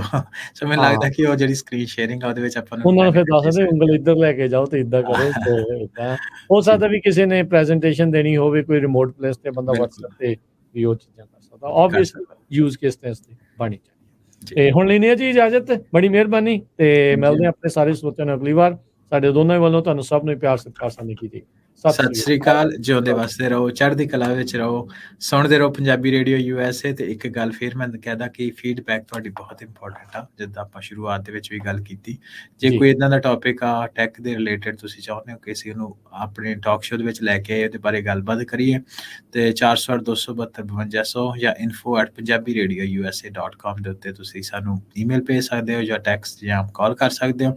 ਸਾਡੀ ਵੱਧ ਤੋਂ ਵੱਧ ਕੋਸ਼ਿਸ਼ ਹੋਏਗੀ ਕਿ ਉਸ ਟੌਪਿਕ ਨੂੰ ਅਸੀਂ ਆਪਣੀ ਗੱਲਬਾਤ ਦਾ ਹਿੱਸਾ ਬਣਾਈਏ। ਤੇ ਅਗੇਨ ਇਹ ਟਾਕ ਸ਼ੋਅ ਕਰਨ ਦਾ ਮਕਸਦ ਇਹੀ ਹੈ ਕਿ ਅਸੀਂ ਸਾਰੇ ਜਣੇ ਰਲ ਮਿਲ ਕੇ ਟੈਕਨੋਲੋਜੀ ਨੂੰ ਆਪਾਂ ਕਿੱਦਾਂ ਦਾ ਬੈਸਟ ਯੂਜ਼ ਲੈ ਸਕਦੇ ਹਾਂ, ਅਵੇਅਰ ਰਹਿ ਸਕਦੇ ਹਾਂ। ਸੋ ਉਹਤੇ ਆਪਾਂ ਆਉਣ ਵਾਲੇ ਫਿਊਚਰ ਆਪਣਾ ਭਵਿੱਖ ਸਵਾਰ ਸਕਦੇ ਹਾਂ। ਸੋ ਇਸੇ ਕਰਕੇ ਅਸੀਂ ਪੰਜਾਬੀ ਟੈਕ ਟਾਕ ਸ਼ੋਅ ਜਿਹੜਾ ਸ਼ੁਰੂ ਕੀਤਾ ਸੀ। ਹੋਪਫੁਲੀ ਸਾਰਿਆਂ ਨੂੰ ਪਸੰਦ ਆ ਰਿਹਾ ਹੋਵੇਗਾ, ਤੇ ਫੀਡਬੈਕ ਤੁਸੀਂ ਆਪਣੀ ਫਿਰ ਜ਼ਰੂਰ ਦੇ ਸਕਦੇ ਹੋ। ਤੇ ਫਿਰ ਅਸੀਂ ਮਿਲਦੇ ਹਾਂ ਅਗਲੇ ਹਫ਼ਤੇ। ਸਾਰਿਆਂ ਨੂੰ ਪਿਆਰ ਭਰੀ ਨਿੱਘੀ ਸਤਿ ਸ਼੍ਰੀ ਅਕਾਲ।